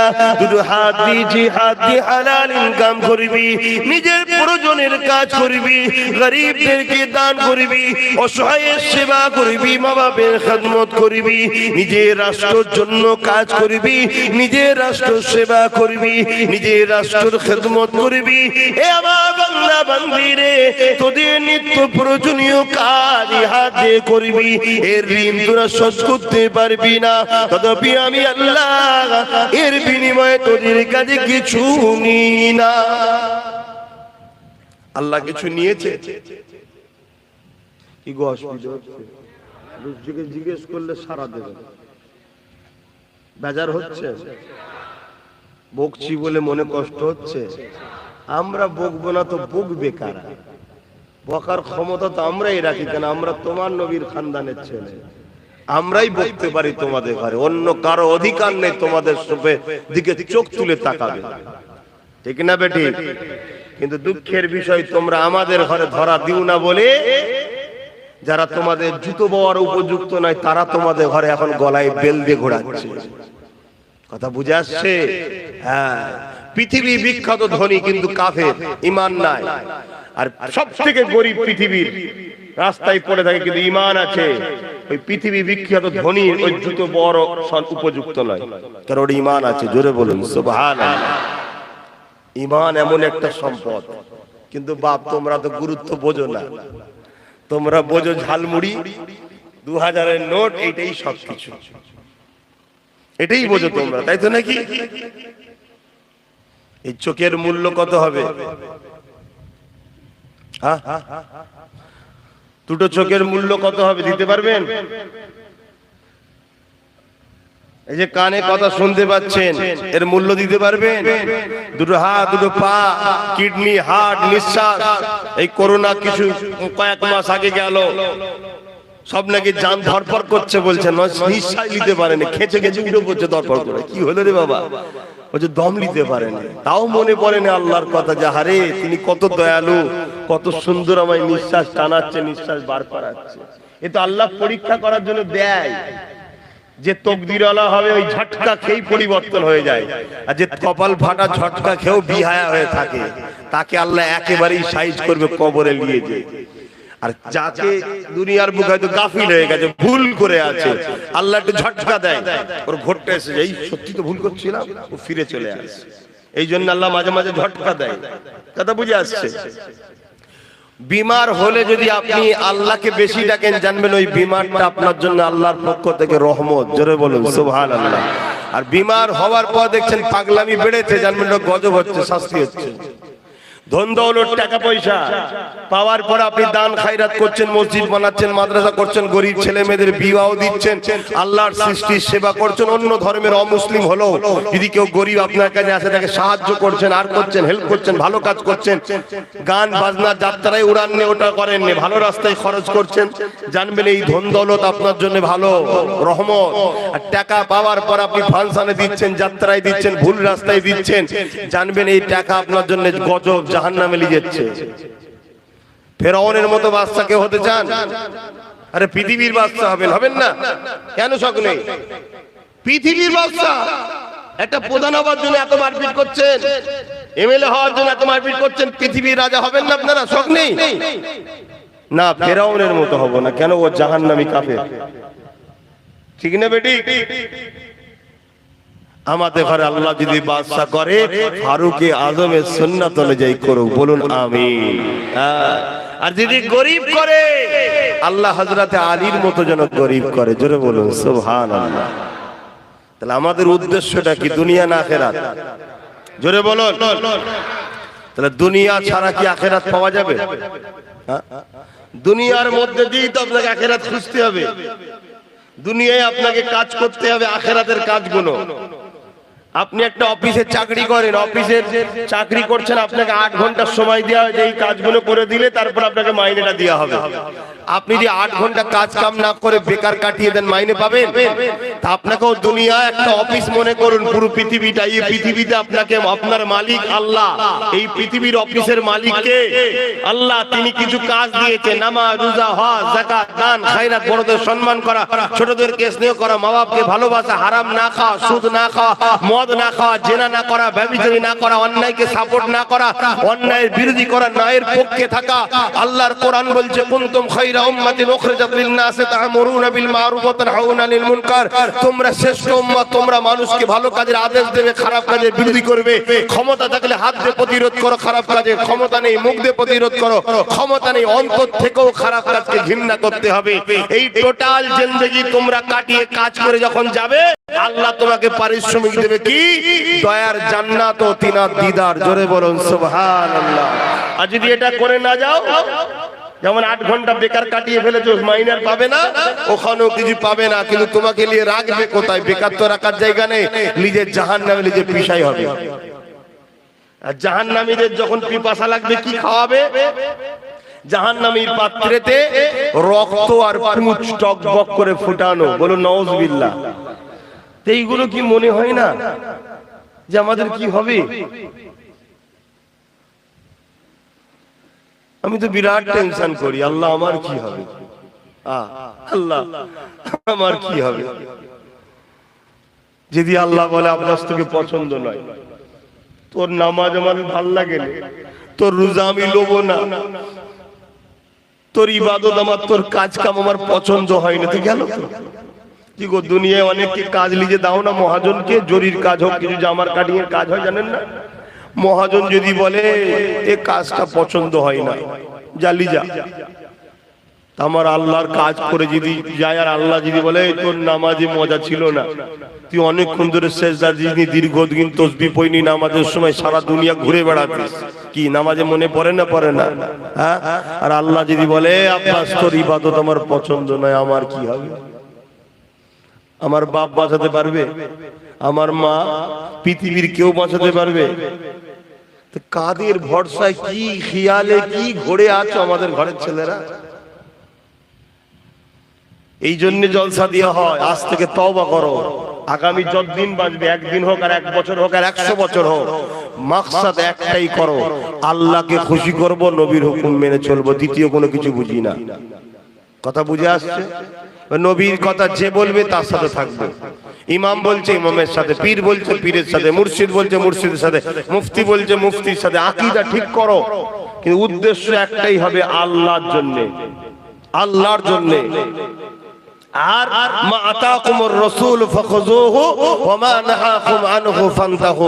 নবী যা আদেশ করেছে মানবো, নবী যা নিষেধ করেছে ছেড়ে দেবো। কি গো পারবে না? প্রতিজ্ঞা করো আমার সোনার ভাইরা। হয়তো তুমি কালকে যাওয়ার পরে ভুলে গেছো, হঠাৎ করে মনে পড়লো, হ্যাঁ এই কাজ করলে তো আল্লাহ নারাজ, উঠে চলে আসো। উঠে চলে আসো।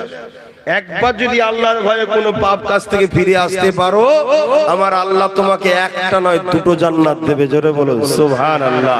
সূরা রহমানের মধ্যে আল্লাহ পাক বলছেন, ওয়ালিমান খাফা মাকাম রাব্বিহি জান্নাতান, যারা আল্লাহকে ভয় করে আমার আল্লাহ তাদেরকে দুটো জান্নাত দেয়। জোরে বলুন সুবহানাল্লাহ। পারবে না জিন্দেগিতে? কারো মাথায় বাঁশ মারতে গেছিলে, কারো কথা শুনে এখন মনে হয়েছে না আরে আল্লাহ সৃষ্টিকে মারা যাবে না, গুনাহ হবে, কথা শুনছেন ফিরে চলে এসেছেন, না করব না, পাপ করব না। কি সিনেমা দেখতে গেছিলেন বন্ধুদের সাথে, হঠাৎ করে মনে পড়ে আরে এটা করলে তো আল্লাহ নারাজ হবে, চলে এলেন তওবা পড়ে, না বাবা যাব না। কি আরো কোনো পাপের কাজ করতে মন গেছে, তওবা করে ফিরে এসে আল্লাহর ভয়ে, তোমাকে আল্লাহ দুটো জান্নাত দেবে। জোরে বলুন সুবহানাল্লাহ। বন্ধু বলছিল চনা ঘুরে এসি, তোমার মন বললো না নামাজ কাজা হয়ে গেলে আল্লাহ অখুশি হবে, না আমি পড়ে যাবো, আগে নামাজটা পড়ি। এই যদি ফিরে এসে নামাজটা পড়তে পারো তাহলে জানবে আল্লাহ তোমায় দুটো জান্নাত দেবে। জোরে বলুন সুবহানাল্লাহ। আল্লাহ বড় দয়ালু, তবে তিনার কাছে নত হতে হবে, তিনি তোমার আমার জন্য অবশ্যই বড় মেহেরবান। এ দুনিয়ার মানুষ শুনে রেখে দাও, দুনিয়ার রাজা প্রজারা তারা আসামি খুঁজে বেড়ায়, তাদেরকে শাস্তি দেবে বলে, আর আমার আল্লাহ আসামিদেরকে ডেকে ডেকে ডেকে ডেকে বলে আমি তোদেরকে মাফ করে দেব। বুঝতে পারছেন মাইকের আওয়াজ? দুনিয়ার রাজা মহারাজারা আসামি খোঁজে শাস্তি দিবার জন্য, আর আমার আল্লাহ আসামি দেখে মাফ করার জন্য। জোরে বলুন সুবহানাল্লাহ।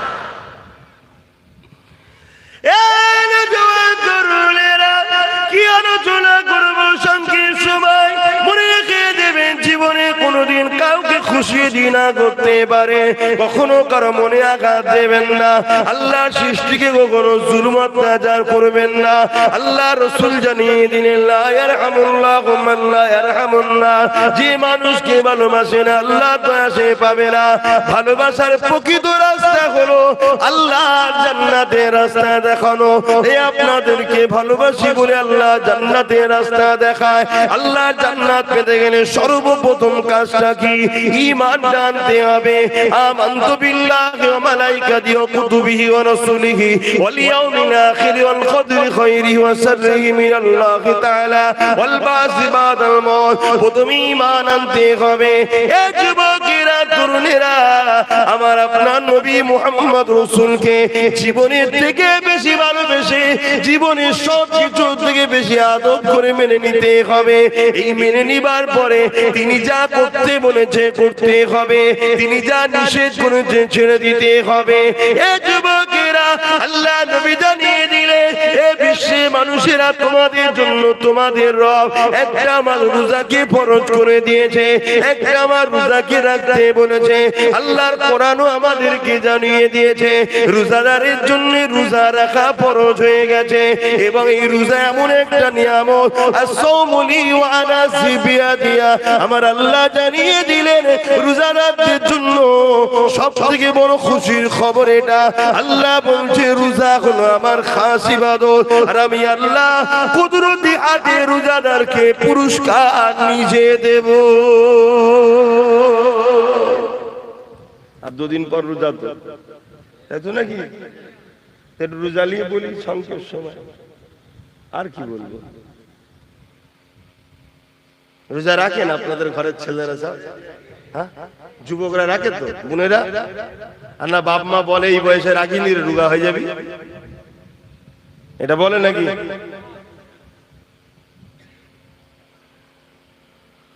রোজাদারের জন্য দুটো খুশি, লিসাইমি ফারহাতানি, ফারহাতুন ইনদাল ইফতারি ওয়া ফারহাতুন লিকা রাব্বি। এ নওজওয়ানেরা, রোজাদাররা যখন ইফতার নিয়ে বসে, আল্লাহ পাক হাদিসে কুরসির মধ্যে জানায় এটা একটা রোজাদারদের জন্য বড় আনন্দ। আর একটা হলো রোজাদারদিগকে আল্লাহ নিজের দিদার দেবেন বলেছে। এ যুব যুবকেরা তোমরা বাপেরা আর এই রোজাকে ছাড়বেন না। এই রোজা 1 মাস আসছে, রোজা রাখবে আল্লাহকে খুশি করার জন্য রাখবে। কেন আল্লাহ বলেছে রোজা আমার খাস ইবাদত, নামাজ খাস ইবাদত বলেন, হজ খাস ইবাদত বলেন, যাকাত খাস ইবাদত বলেন, রোজাকে খাস ইবাদত বলেছে। সবটাই আল্লাহর জন্য।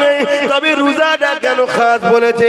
নামাজের মধ্যে লোক দেখানো থাকতে পারে, নাও থাকতে পারে, না দেখানোটাই তো আল্লাহর জন্য। কিন্তু নামাজের মধ্যে লোক দেখানো থাকে, চল হুজুর বলছে একটু পড়ি, চল বিআই এসছে একটু পড়ি, না পড়লে লোক খারাপ বলবে তাই পড়ি। এখানে লোক দেখানো থাকতে পারে, কিন্তু কেউ শুকিয়ে শুকিয়ে থাকবে না, যদিও থাকে লুকিয়ে লুকিয়ে খেয়ে নেবে। কি বুঝছেন তো নাকি? তাই আল্লাহ বললো এটা আমার খাস ইবাদত। কমসে কম পুকুরে ডুব মেরেও তো পানি খেলে নেবে। কে কে খেয়েছেন ডুব মেরে পানি? ছোটবেলায় খান না? কিন্তু রোজা ও আল্লাহর খুশির জন্য, তাই চোখের আড়ালে হয়ে গেল, সেই আল্লাহর জন্য সে রোজা রাখে। কিন্তু আজ বেঈমানের দলেরা, ইসলামের দুশমনেরা আমাদের ঘরে তো রোজা রাখাবার পরেও বেকার করে ফেলছে রোজাগুলোকে। আপনারা সব এলাকায় রোজার পার্টি হয় নাকি? ইফতার পার্টি করেন নাকি? ইফতার পার্টিতে যাওয়া হারাম, চলবে না। ইফতার মাহফিলে যাবেন, সওয়াবের কাজ।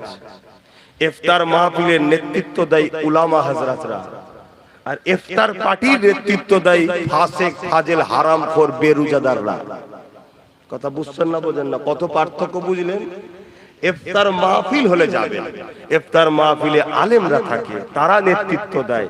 আর আলেমরা হলো রাসূলের ওয়ারিস, তারা নবীর এলেমের ওয়ারিস। নবী চলে গেছেন, যাওয়ার সময় বলে গেছেন যে আমি আলেমে হাক্কানীদের রেখে গেলাম, তোমরা এদের কাতারে থাকবে, এদের পিছনে থাকবে।